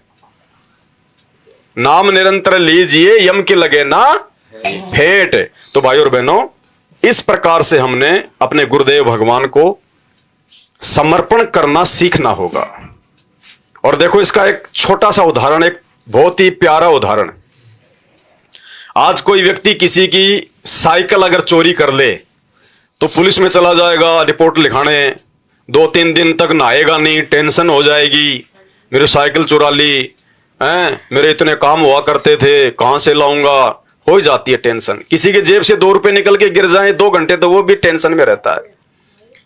और आप और हम सभी भगत भाई बहन परमात्मा के बच्चे मिलके जो एक 22-23 लाख रुपए की जो एक टाटा सफारी गाड़ी लेके आए थे मालिक की सेवा में, हैं, और कुछ नादान प्राणी उसको चोरी करके ले गए, और हम भाई बहनों ने कोई रिएक्शन नहीं किया, ना कोई रिपोर्ट लिखवाई, ना कोई लड़ाई झगड़ा किया, ना कोई गाली गलौज की। मालिक के ज्ञान को आधार बना के हमने संतोष किया कि भैया उनके कर्म उनके पास, हमारे कर्म हमारे पास में। हमने मालिक पे विश्वास किया कि परमात्मा देने वाले भी आप, लेने वाले भी आप, आपकी मर्जी। परमात्मा ने 15वें दिन उससे भी अच्छी गाड़ी अपने बच्चों के दरवाजे पे लाके खड़ी करवा दी। तो ये है उस समर्पण का ये परिणाम, क्योंकि मालिक तो साथ में है ना, वो तो देखता है, वो परीक्षा भी लेता है, वो चेक भी करता है कि मेरे बच्चे कितने तैयार हुए, कितने तैयार नहीं हुए। अब जो जिन्होंने अपने कर्म फोड़ लिए वो तो फोड़ लिए, क्योंकि मालिक की वाणी कहती है कि चोरी जारी करते हैं उनके मुंडे खे, उनके मुंह में तो राख पड़ेगी। और भगत होके कोई चोरी कर ले, कोई ठगी कर ले, वो तो 8 गुना ज्यादा पाप का भागी बनता है, 8 गुना ज्यादा। तो खैर वो उनका, उनके कर्म उनका विषय। हम तो एक एग्जाम्पल के तौर पे आपको ये बातें जो है वो बताई है। उसके बाद में परमपिता परमेश्वर सतगुरु रामपाल जी भगवान ने हमें एक फॉर्मूला और बताया कि अगर फिर भी तुम्हारे मन में ये बातें नहीं जचती हैं, नहीं समाती है, तो भाई फिर ये भी तुमने विचार करना पड़ेगा कि सतलोक जाने के लिए तुमने बिल्कुल खाली होना पड़ेगा, खाली, भार रहित होना पड़ेगा, वजन रहित होना पड़ेगा। जिस प्रकार हमारी 4-5 किलोमीटर या 4-5 कोस की यदि पैदल यात्रा हो, तो परमात्मा ने बताया ज्यादा सामान लेके आप वो यात्रा कंप्लीट नहीं कर पाओगे, आपने कम से कम वजन लेके चलना पड़ेगा। तो इसी प्रकार ये सतलोक की यात्रा तो 16 संग कोस की है भाई, और 16 संग कोस की यात्रा तो बिल्कुल खाली होके करनी पड़ेगी।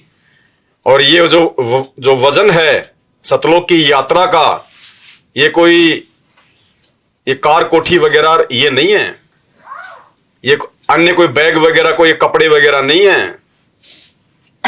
सतलोक की यात्रा के लिए जो 5 जो विकार हैं, हमने उनसे दूर होना पड़ेगा। वो वजन है इस आत्मा के ऊपर, क्योंकि शरीर थोड़ी जाएगा 16 संकोच की दूरी तय करने, आत्मा जाएगी।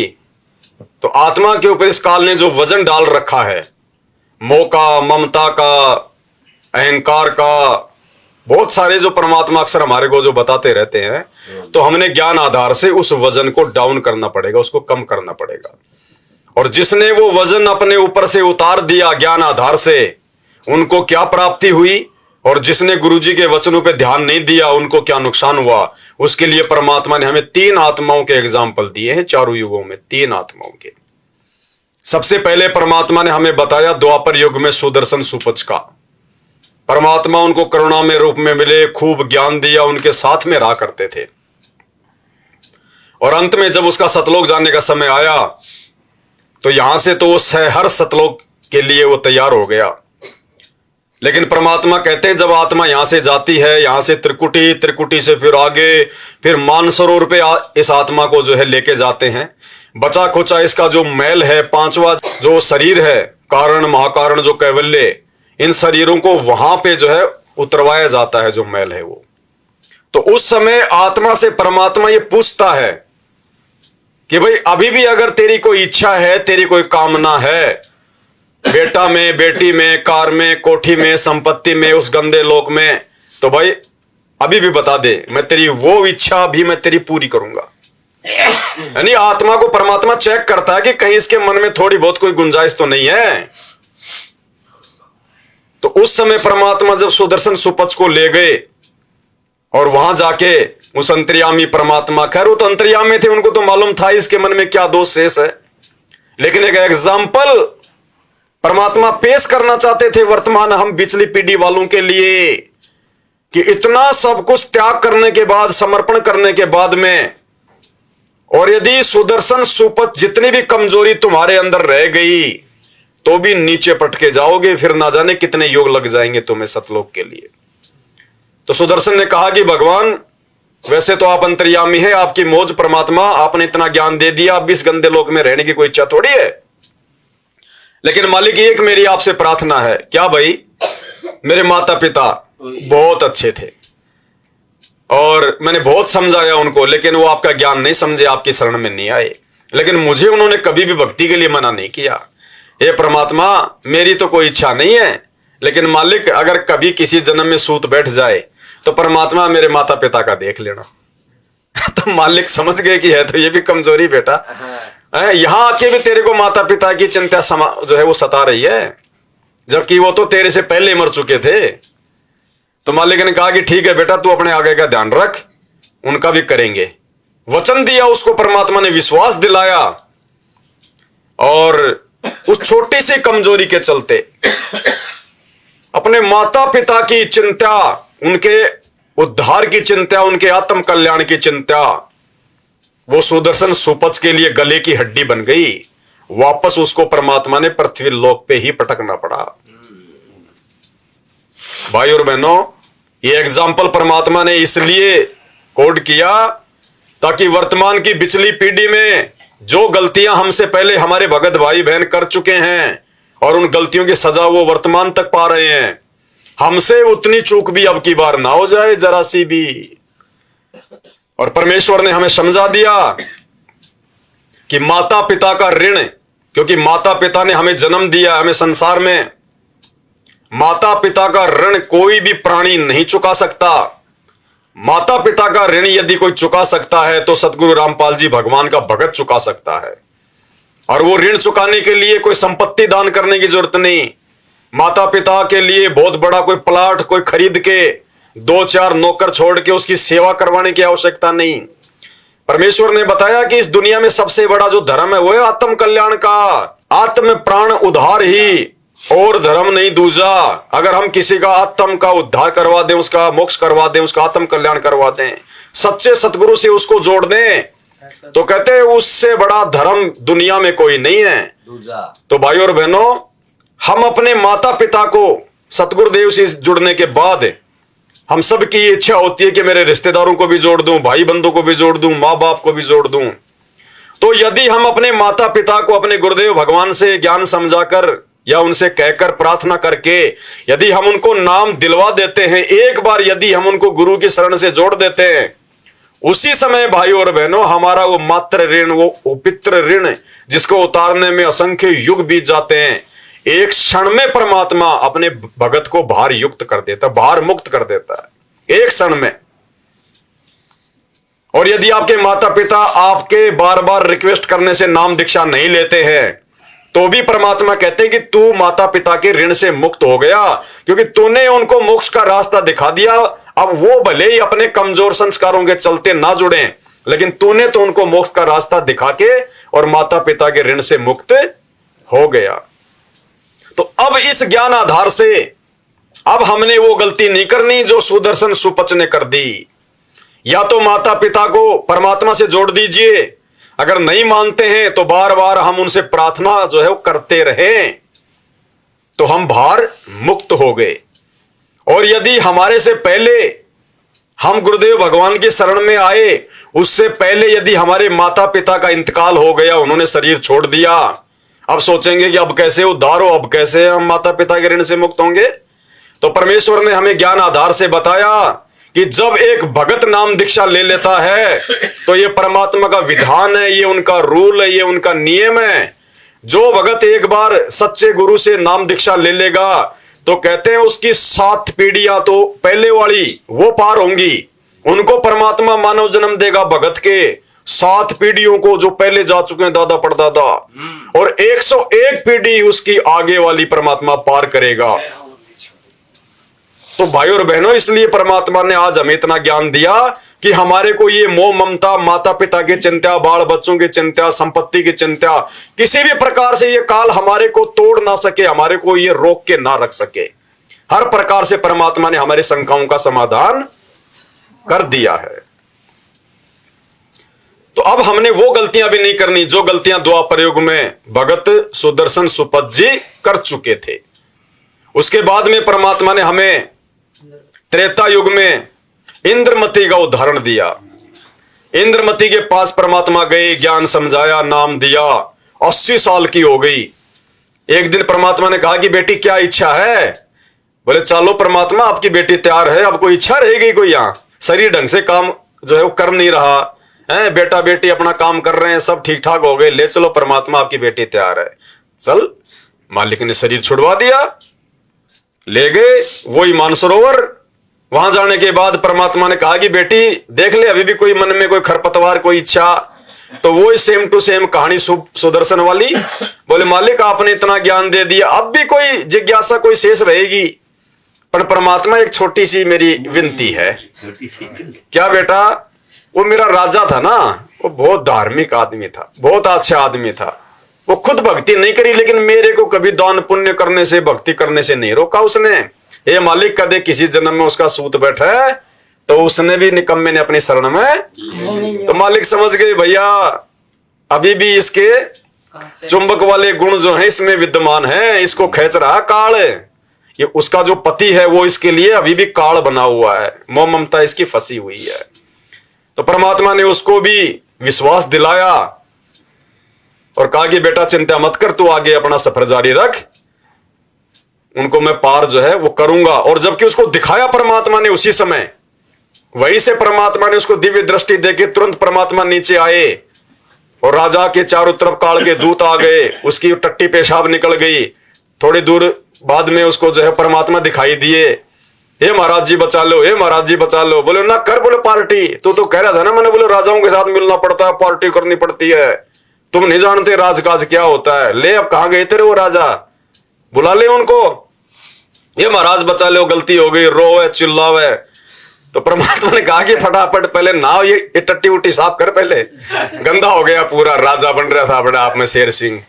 तो नहा धो के फटाफट बोले ये ले मंत्र और बैठ के जाप कर। और फिर परमात्मा ने उम्र उसकी बढ़ाई भक्ति के लिए और रानी को विश्वास दिलाया। रानी को विश्वास हुआ कि हाँ बात बन जाएगी, लेकिन कमजोरी तो कमजोरी वहां जाने के बाद भी अगर मन में आ गई वो तो कमजोरी है। तो परमात्मा ने उसको भी नीचे पटका, उसका भी फिर से जन्म, और आज तक यही धक्के खारी होगी, क्योंकि मोक्ष का टाइम तो ये है। 4 युगों का इतिहास गवाह है, गुरुजी के सत्संग उठा के देख लेना। आज तक एक भी आत्मा का आपको यह प्रमाण नहीं मिलेगा जो आत्मा स्थायी रूप से सतलोक में जा चुकी है।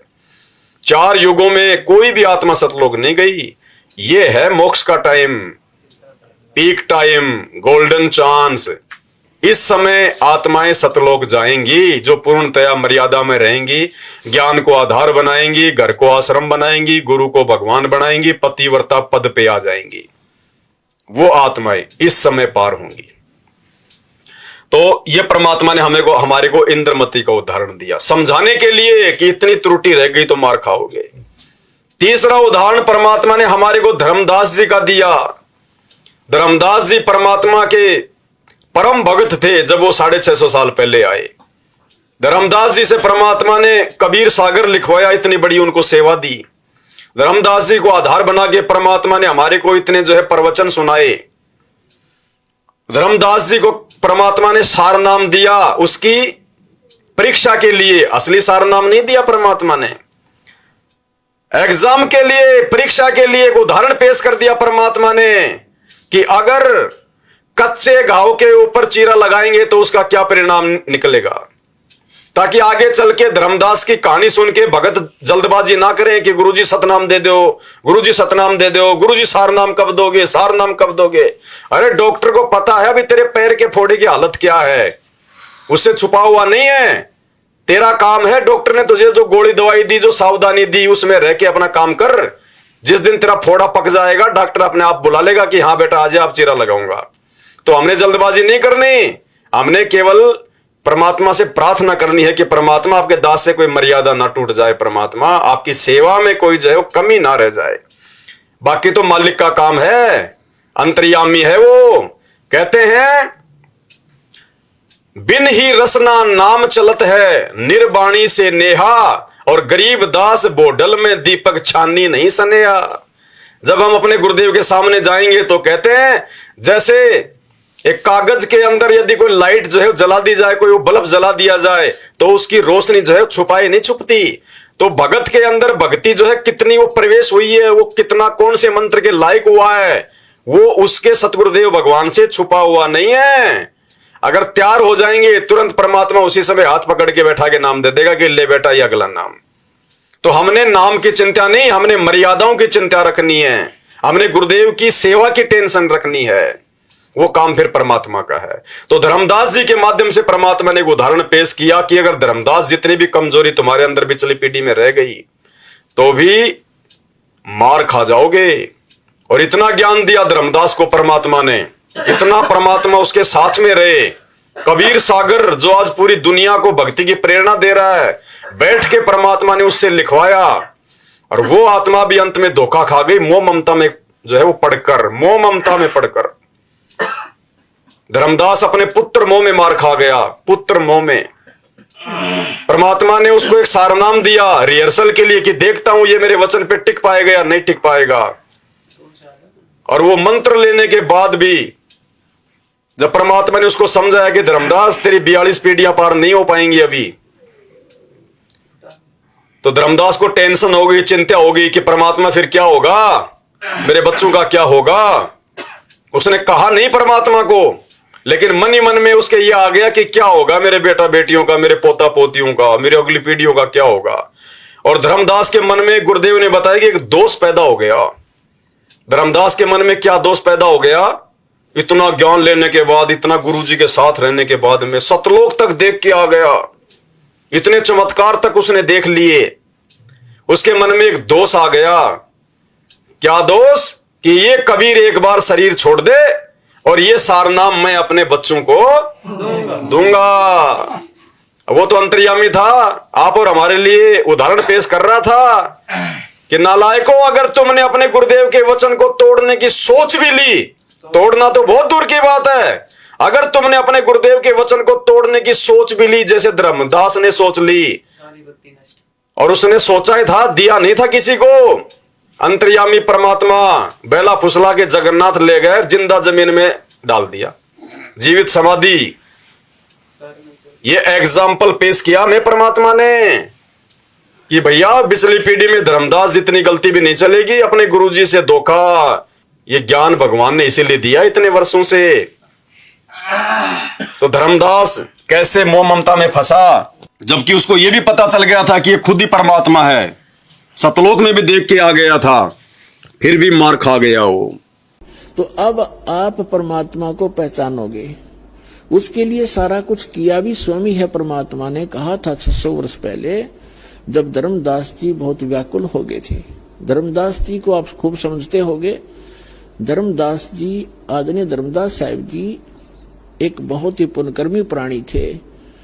और विचार करो पुण्यात्माओं, जिसके साथ भगवान रहे, साथ साथ फिरे, उससे पुण्यात्मा कौन होगा?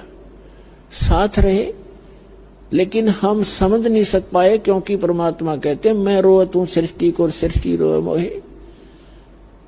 और गरीबदास इस योग को समझ नहीं सकता कोई। धर्मदास जी के साथ भगवान रहे और ऐसे ऐसे लीला करके दिखाई जो भगवान ही कर सकता और कर ही नहीं सकता।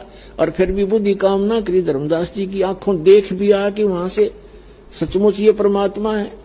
हमारे ऊपर इतना प्रेशर है, उसके बाद भी मोहवश इतना अंधा हो गया। जब परमात्मा ने कहा कि धर्मदास मेरी लाख दुहाई, धर्मदास मेरी लाख दुहाई, ये मूल ज्ञान कई बार न जाई। जो मैंने तुझे ज्ञान, मूल ज्ञान दिया है, वास्तविक ज्ञान दिया है, इसका अभी कहीं चर्चा ना करना। और फिर कहा कि धर्मदास मेरी लाख दुहाई, ये सार शब्द कई बार न जाई। सार शब्द बार जो पढ़ी बिचली पीढ़ी हंस नी तरही। अब धर्मदास जी को परमात्मा ने बताया कि ये ज्ञान और ये नाम जो तीनों मंत्र हैं, सतनाम और सारनाम, ये 3 मंत्र का एक जाप बन जाता है। ये आप किसी को नहीं बताना, खुद मंत्र जाप कर ले और इससे मोक्ष होगा। इसके बगैर मोक्ष नहीं हो सकता प्राणी का। अधिकारी संत से प्राप्त लेना पड़ेगा। अपने आत्माओं, जब धर्मदास जी ने ये भी देख लिया कि समर्थ है ये तेरे साथ खड़ा, सतलोक में भी देख आए, वापस आ लिए, फिर भी उसके मन में मोह इतना छा गया, रोने लग गया बैठ के। परमात्मा ने कहा क्यों मायूस हो गया भाई भगत? तब वो क्या कहता है कि भगवान आपने स्पष्ट कर दिया कि इन मंत्रों के बगैर मोक्ष नहीं। ये जो मंत्र आप बता रहे हो, सतनाम और ये सारनाम, ये 3 मंत्र का जाप है, इसके बगैर मोक्ष नहीं। और ये मेरे बच्चे, आपने मेरे को 42 पीढ़ी का जो है ना वरदान दे दिया, 42 पीढ़ी मेरा वंश चलेगा, तो मेरे बच्चे पार कैसे होंगे? यूं कहकर रोने लग गया। तब परमात्मा ने कहा कि धर्मदास तू अंधा मत हो। यदि ये ज्ञान और ये नाम आपने इनको बता दिया, आने वाले समय में तेरे इस पंथ में तेरे वंशजों को काल ठगेगा और इनको भ्रमित कर लेगा। अपने दूत भेजेगा, उन दूतों को ये हाथ लग गए मूल मंत्र, तो बिचली पीढ़ी मैं सबको पार करूंगा विश्व को, तो ये पार नहीं हो पाओगे भाई। मेरा मिशन खराब हो जाएगा, मेरा सारा दाव नष्ट हो जाएगा जो मैं लगाना चाहता हूं। तो धर्मदास मेरी लाख दुहाई, लाख दुहाई, और ये सार शब्द की तो बार ना जाई। अब धर्मदास जी बहुत दुखी हो गया। परमात्मा ने सोचा यू काम बिगाड़ेगा, यू डोबेगा, कहानी मेरी बनी बनाई। तो परमात्मा ने प्रेरणा की उस दिन, उसके अंदर प्रेरणा की और उसने कहा कि भगवान मैं बहुत अंधा हो चुका हूं, मोहवश मेरे बस की बात नहीं रही। परमात्मा बोल मुझे सतलोक भेज दो भगवान, मुझे सतलोक व धुन लगा दी दाता ने, चल तुझे सतलोक भेजते हैं। जगन्नाथपुरी में एक प्रेरणा की परमात्मा ने उसको कि अगर ये यहां रहेगा बच्चों में, इसकी ममता नो की नो बनी रहेगी, यू काम बिगाड़ देगा, सारा यू नाम बता देगा। और इसके बताया हुआ नाम ने काम तो करना नहीं, क्योंकि अधिकारी नहीं, क्योंकि परमात्मा ने धर्मदास जी को आगे नाम देने का आदेश नहीं दिया था। केवल 5 नाम जो प्रथम मंत्र के यही दिया करते थे, इनका आदेश था। धर्मदास जी के लड़के जो परमात्मा के आशीर्वाद से हुआ था, कबीर जी के आशीर्वाद से, चूड़ामणि जी, उसको भी स्वयं ही दीक्षा दी थी, स्वयं ही उसको आगे नाम 5 नाम देने का गुरुपद प्राप्त कराया था। 5 नाम कौन से? जो आपको प्रथम मंत्र में दिए जाते हैं, फर्स्ट एंड लास्ट छोड़ के। फर्स्ट एंड लास्ट उस समय नहीं दिया जाता था। अब ये लंबी कहानी है, बार बार सत्संग सुनोगे तब आपको पता चलेगा कि प्रथम और लास्ट मंत्र उस समय क्यों नहीं दिया जाता था। ये सत्संगों में बताया जाएगा, लेकिन अब विषय दूसरा है। तो कबीर परमेश्वर जी ने कहा कि धर्मदास, मैं चारों युग में आता हूं और प्रत्येक प्राणी को जो एक बार मेरी शरण में आ गया उसको पार करके ही छोड़ता हूं। तो धर्मदास, जितनी गलती भी हमने करने से बचना है इस कलयुग की बिचली पीढ़ी में। तो भाई और बहनों, इतना सब कुछ परमात्मा ने हमारे को आध्यात्मिक मटेरियल दे दिया, इतना समझा दिया, इतना परमात्मा आज भी हमारे लिए संघर्ष कर रहे हैं, जेल में बैठे हैं हमारे लिए।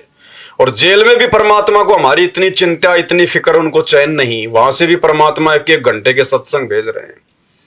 इनसे बड़ा हमारा हमदर्द, हमारा शुभ चिंतक और कौन हो सकता है?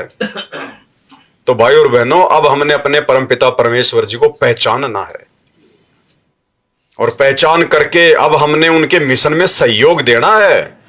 हमने उनके लिए बाधा बन के खड़ा नहीं होना, हमने उनका सहयोग देना है, ताकि परमात्मा का मिशन जल्द से जल्द कंप्लीट हो और हम सभी नीच आत्माएं जो सतलोक से धोखा करके इस गंदे लोक में काल के साथ आई हुई हैं, हम सब वापस अपने निज लोक, निज स्थान, निज घर सतलोक में चलें। लेकिन देखो काल का कितना भयंकर जाल, काल का कितना भयंकर दाव। अब परमात्मा यदि इतना प्रयास कर रहा है, इतना जोर लगा रहा है अपनी आत्माओं को सतलोक ले जाने के लिए, काल के जाल से छुड़वाने के लिए इतना संघर्ष कर रहे हैं, तो काल कोई चुपचाप थोड़ी बैठा रहेगा, शांति में थोड़ी बैठा रहेगा। वो परमात्मा से कहीं ज्यादा प्रयत्न कर रहा है, प्रयास कर रहा है। फर्क इतना है, परमात्मा साक्षात रूप में संघर्ष कर रहे हैं, प्रयास कर रहे हैं। काल स्वयं प्रकट नहीं होता, वो अपने एजेंटों के माध्यम से उनके अंदर प्रवेश करके या उनमें कुप्रेरणा करके, जिनकी मर्यादाएं टूटी हुई होती हैं, जो गुरु को मानुष मानते हैं, परमात्मा नहीं मानते, जो ज्ञान को आधार बना के भक्ति नहीं करते, जो मर्यादाओं में नहीं रहते, उन आत्माओं के अंदर प्रवेश करके काल अपना काम बड़े जोर शोर से कर रहा है। और निसंदेह आप सभी भाई बहनों को पता है कि पिछले 8 वर्षों में, 10 वर्षों में, सन 2014 के बाद, गुरुदेव के जेल जाने के बाद, संगत को किस प्रकार से काल ने गुरुदेव के कलयुगी परिवार के माध्यम से, इन कोऑर्डिनेटरों के माध्यम से लूटा है, ठगा है, मर्यादाएं तोड़वाई है, हजारों आत्माओं को अकाल मौत भेंट चढ़ाया है। और दिन प्रतिदिन किसी न किसी बहाने से वो आत्माओं को छलता रहता है, भक्तों की मर्यादाएं तोड़वाता रहता है।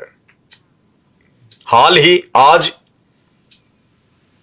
एक पीला पर्चा काल प्रेरित सतलोक आश्रम मैनेजमेंट हरियाणा की ओर से संगत में वायरल किया गया है, क्योंकि आगामी 22 जनवरी 2024 को अयोध्या में राम मंदिर का शिलान्यास है। और काल ने तो बहाने ढूंढने होते हैं, उसने तो छलबल करके आत्माओं को ठगना होता है, लूटना होता है। तो आज ही इन आश्रमों की ओर से अपना एक मनमुखी पर्चा आया है। इसमें कहीं कोई गुरुदेव का आदेश नहीं लिखा हुआ कि ये जेल से आया है, गुरुदेव ने कहा है। इन्होंने अपनी ओर से एक ये पीला पर्चा संगत में वायरल किया है, और इन्होंने क्या लिखा है? जय बंदी छोड़ की सतगुरुदेव जी की जय। दिनांक 15 जनवरी 2024, समय शाम के 6:20। सर्व संगत से प्रार्थना है, यानी ये खुद ही प्रार्थना कर रहे हैं, ये खुद ही अपना मनमाना तानाशाही फरमान संगत पर थोप रहे हैं।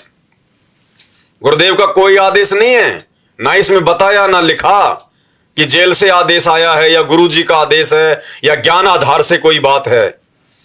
सर्व संगत से प्रार्थना है कि श्री राम मंदिर अयोध्या के संबंध में हर गांव में घर घर पीले चावल भेजे जा रहे हैं। यानी श्री रामचंद्र जी को अपना इष्ट मानने वाले, उनको तो खुशी होगी। अयोध्या में इतना बड़ा मंदिर का जो शिलान्यास माननीय नरेंद्र मोदी जी के द्वारा होने जा रहा है, उनको तो खुशी होगी। तो वो लोग क्या कर रहे हैं कि घर घर जाके पीले चावल दे रहे हैं, न्योता दे रहे हैं, निमंत्रण दे रहे हैं। तो क्या लिखा है, श्री राम मंदिर अयोध्या के संबंध में हर गांव में घर घर पीले चावल भेजे जा रहे हैं। देखने में आया है कि चावल नहीं लेने पर विरोध होता है, तो आप सभी से प्रार्थना है कि वो पीले चावल ले सकते हैं और लेकर पक्षियों को डाल सकते हैं। अब ये आदेश कौन से एंगल से गुरुदेव भगवान का हो सकता है? अरे श्री राम मंदिर के शिलान्यास के उपलक्ष्य में जो निमंत्रण पीले चावलों के माध्यम से दिया जा रहा है, यदि कोई भगत, सामान्य भगतों की बात नहीं कर रहा मैं, श्री राम, श्री कृष्ण, हनुमान, देवी देवता, भैरव भूत, बेताल, माई मसानी, सेठ शीतला, भैरव भूत, हनुमंत, इनके भक्तों की बात नहीं कर रहे हम। असली भगत परम पूज्य सतगुरु रामपाल जी भगवान के भगत, जिनको केवल अपना एक ही इष्ट मानना होता है, अपना गुरुदेव, जिनको पतिव्रता पद की भक्ति करनी होती है, उन भक्तों की बात दास कर रहा है। ऐसी भगत आत्माओं के लिए ये पीले चावल लेने का आदेश, ये तानाशाही फरमान इन आश्रमों की तरफ से आज संगत में वायरल किया गया है। यदि आप उनके पीले चावल, उनका वो निमंत्रण स्वीकार कर लेते हैं, वो पीले चावल लेने का मतलब, वो पीले चावल स्वीकार करने का मतलब होता है आपने उनके निमंत्रण को स्वीकार कर लिया कि जी मैं जरूर आऊंगा अयोध्या में, चाहे जाओ ना जाओ वो बाद की बात है। आपने श्री राम मंदिर के शिलान्यास में जाने का निमंत्रण स्वीकार कर लिया, आपने सहमति दे दी कि बहुत अच्छा काम हो रहा है, बढ़ाओ, पाखंड पूजा को बढ़ावा दो, अंधभक्ति को बढ़ावा दो, आपने सहमति दे दी। उसके बाद आप चाहे जाओ चाहे ना जाओ, पीले चावल आप चाहे पशु पक्षियों को डालो, चाहे उनकी खिचड़ी बना के खाओ, कुछ भी करो, आपकी मर्यादा तो काल ने तोड़ दी, जैसे ही आपने उनको स्वीकृति दे दी पीले चावल लेकर। ये क्या है? ये ज्ञान आधार से आपको क्या लग रहा है? ये काल ऐसे ठगता है, सूक्ष्म, ये सूक्ष्म चाल होती है उसकी। काल कसाई तक तक मारे, पग पग पे यो बाणा। आपके पतिव्रता धर्म को तुड़वाया जा रहा है, आपकी भक्ति का सत्यानाश करवाया जा रहा है, आपकी मर्यादाओं को खंडित करवाया जा रहा है। ये कोई सामान्य बात नहीं है। इतनी आसानी से इन लोगों ने जो ये आदेश पारित कर दिया, ये कौन होते हैं संगत को आदेश देने वाले? इनका एक भी आदेश ज्ञान आधार से नहीं होता है, क्योंकि ये काल प्रेरित हैं। जो सतगुरु से जिसका कनेक्शन हट जाता है और जिसके सिर पर काल बैठ जाता है, वो सही गलत का निर्णय नहीं कर पाता, फिर उससे काल वही करवाता है जो काल चाहता है। तो परमात्मा जिस प्रकार सात संगतियों के माध्यम से और हिसार जेल से भी ऑडियो भेज भेज के अपने बच्चों को जगा रहे हैं, सतर्क कर रहे हैं, उधर काल भी गुरुदेव के कलयुगी परिवार के माध्यम से और संगत की दिन प्रतिदिन मर्यादाएं तुड़वा रहा है। भाई और बहनों, हमारे इष्ट, हमारे राम, हमारे श्री राम, हमारे आदि राम परम पूज्य सतगुरु रामपाल जी हैं। राम राम सब जगत बखाने, आदि राम कोई बिरला जाने। अगर ये संदेश आप जी तक पहुंच रहा हो, जो भाई बहन उन आश्रमों से जुड़े हैं अपनी अज्ञानता के चलते, जो ज्ञान को आधार नहीं बना रहे हैं, तो भाई सतर्क हो जाना, सावधान हो जाना। क्या लिखा है इसमें?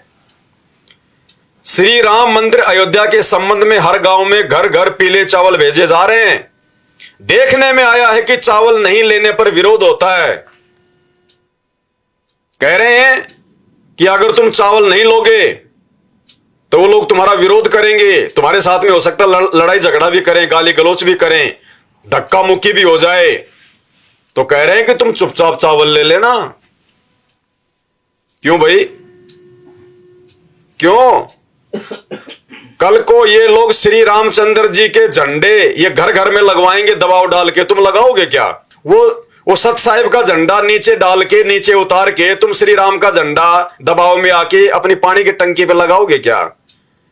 ये तो मैनेजमेंट तो बोल देगा कि फेंक दो वो सत साहिब का झंडा, फेंक दो वो गुरुजी की फोटो वाला झंडा, आप श्री राम का झंडा लगा सकते हो। कल को फिर कोई दूसरी पार्टी आ जाएगी, वो दारू की बोतल लेके आएगी, बोलेगी जी पीना पड़ेगा, तो क्या दबाव में आके शराब भी पियोगे, दारू पियोगे? अरे दबाव का सामना करने के लिए, ज्ञान आधार से विरोध करने के लिए, संघर्ष करने के लिए तो भगवान ने 28 साल से यह ज्ञान दिया है। दुनिया से बुराई मोल ली है, 2-2 बार की जेल, दुनिया की गालियां, गुंडा बुंडा, किस लिए? देशद्रोही की उपाधि किस लिए? आप और हमारे से संघर्ष करवाने के लिए। भक्ति मर्यादा तुड़वाने वाले जो भी कर्म कुकर्म हैं उनका सामना करने के लिए। और आप आत्माओं को सहज में इतना कमजोर बनाया जा रहा है कि अगर वो दबाव दें, जबरदस्ती करें तो पीले चावल ले लो। ये ज्ञान आधार है ये। अगर बच सको तो बच लेना, नहीं तो दुर्गति होगी। 2028 से पहले दुर्गति। काल अपनी सूक्ष्म चाल खेल रहा है, भयंकर तरीके से भक्तों को मर्यादा विहीन कर रहा है, ताकि आने वाले समय में जिन जिन की मर्यादाएं वो तोड़वा दे, उनको सतगुरु रामपाल जी भगवान का किसी भी प्रकार का कोई संरक्षण प्राप्त ना हो। अरे 28 साल से 32 साल से गुरुदेव भगवान ये ज्ञान दे रहे हैं, तत्व ज्ञान दे रहे हैं, मर्यादाओं के लिए जागरूक कर रहे हैं। आज वो परमात्मा सहज में हमारी मर्यादाएं तोड़वा देगा। हमारे को संघर्ष करने की प्रेरणा देने वाला परमात्मा। और यहां तक हमें परमात्मा ने अपने सत्संगों में निर्देशित कर दिया, ज्ञान से, कहानियों से, चुटकुलों से। और क्या बताया परमात्मा ने? मर्यादाओं को लेकर अडिग रहने के विषय में, दृढ़ रहने के विषय में स्कूल का और बच्चों का एक उदाहरण दिया कि यदि कोई तुम्हारी बात नहीं मानता है तो तुमने भी उनकी बात नहीं माननी। क्या बताया परमात्मा ने इस छोटे से चुटकुले के माध्यम से? ने ऐसी मर्यादाएं फंसवा दी, हमारे चारों तरफ फैला दी और जकड़ रखा नो कति प्राणी को बुरी तरह। लेकिन विश्वास रखना इस मालिक के ऊपर, नाम लेकर संघर्ष शुरू करो। वही बात है, जब कोई आपका कुल के लोग, आप उनको समझाने की चेष्टा करो, भाई ये बात है, ये ज्ञान है, मेरे ही समझ में आ गया, और इसमें कोई त्रुटि है तो आप गहराई से देखो। आपको त्रुटि लगे तो मुझे बताओ, मैं त्याग दूंगा, न तुम आप भी लगो इस मार्ग को ग्रहण करो। तो वो नहीं मानते हैं तो आप जी ने भी उनकी बातों को नहीं मानना है। इतनी सी बात है। जैसे एक चुटकुला है, एक टीचर था, अध्यापक, बच्चे बैठा था और बच्चे वहीं उसकी क्लास में कोई शरारत कर रहा था, कोई कूद रहा था, कोई उछल रहा था। एक व्यक्ति ने जाके कहा कि मास्टर जी, ये बच्चे आपसे नहीं डरते, काहे का टीचर है? तो टीचर बोला, मैं क्या डर रहा हूं इनते, मैं भी ना डरता इनते। तो अब जब वो हमारे नहीं मानते तो हम भी नहीं मानना उनकी। तो इस मार्ग पर चलने के लिए आपने इस मर्यादा को दृढ़ रखना पड़ेगा। कबीर साहब कहते हैं, जब लग हंसा हमरी आना और काल लगे नी तेरा बाना। जब तक ये हंस, ये पुण्यात्मा हमारी आन में, मर्यादा में रहेगी, तब तक काल तेरा अटैक नहीं हो सकता किसी भी प्रकार का। तो इसने पता है इस बात का, तो ये सबसे पहले उस मर्यादा को भंग करवाता है। और इस भक्ति मार्ग में ये मर्यादा ऐसी समझ लो जैसी लक्ष्मण रेखा थी। इसको जरा सी ना समझा, जो दास वचन बोल रहा है, इसको जरा सा ना समझना, बहुत गहराई से और बड़ी सख्ती से इसका पालन करना। जैसे सीता जी को कहा गया था कि ये एक रेखा खींच दी है, इससे बाहर ना जाना, तब तक आप पर यहाँ कोई भी जंगली जानवर या कोई लुटेरा बकवादी व्यक्ति आपकी हानि नहीं कर सकता। और वो तो चले गए दोनों भाई, जिस खोज में वो भेजे थे उसने, सीता जी ने। रावण आ गया एक साधु रूप बना के आटा मांगने के लिए, भिक्षा लेने के लिए। रावण जब निकट आ रेखा के उसको देखा कि इसमें बहुत जबरदस्त लपट निकली और तेरा मार डालेगी, वो 10 कदम पीछे गया। आवाज लगाई कि भाई भोजन दो, भिक्षा दे, ये क्या कर रखा तुमने जंतर मंतर में, तो हानि होगी होती मुझे।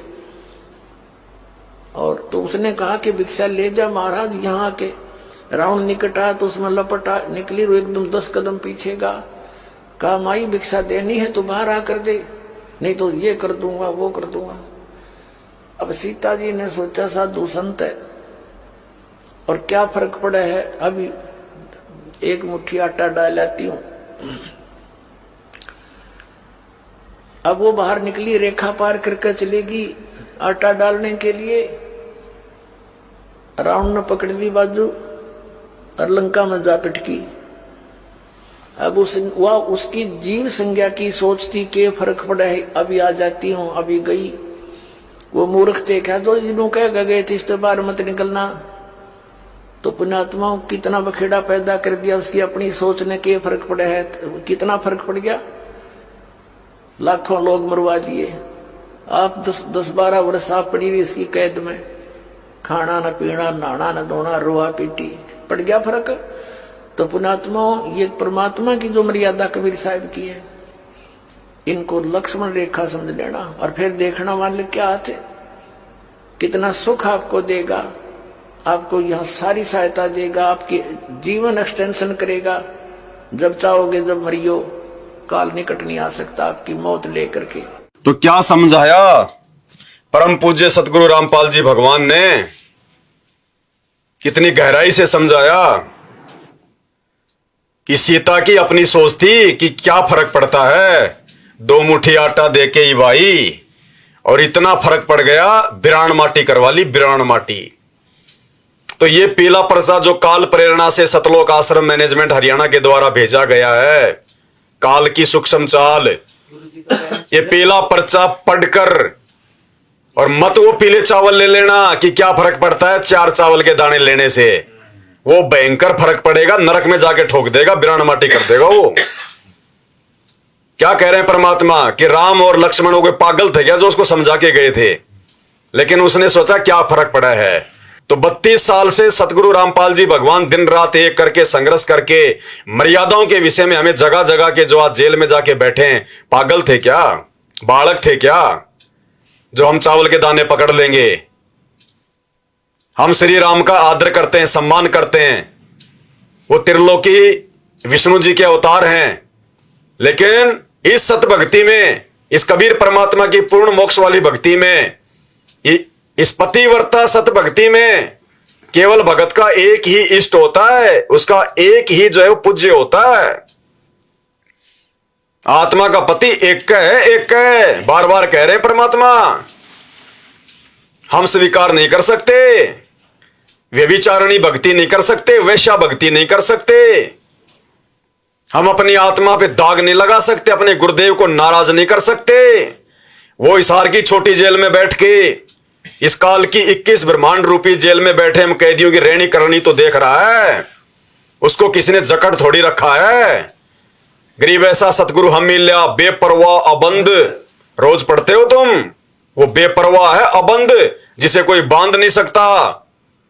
अरे श्री कृष्ण जी छोटी सी शक्ति, उसको दुर्योधन नहीं बांध सका।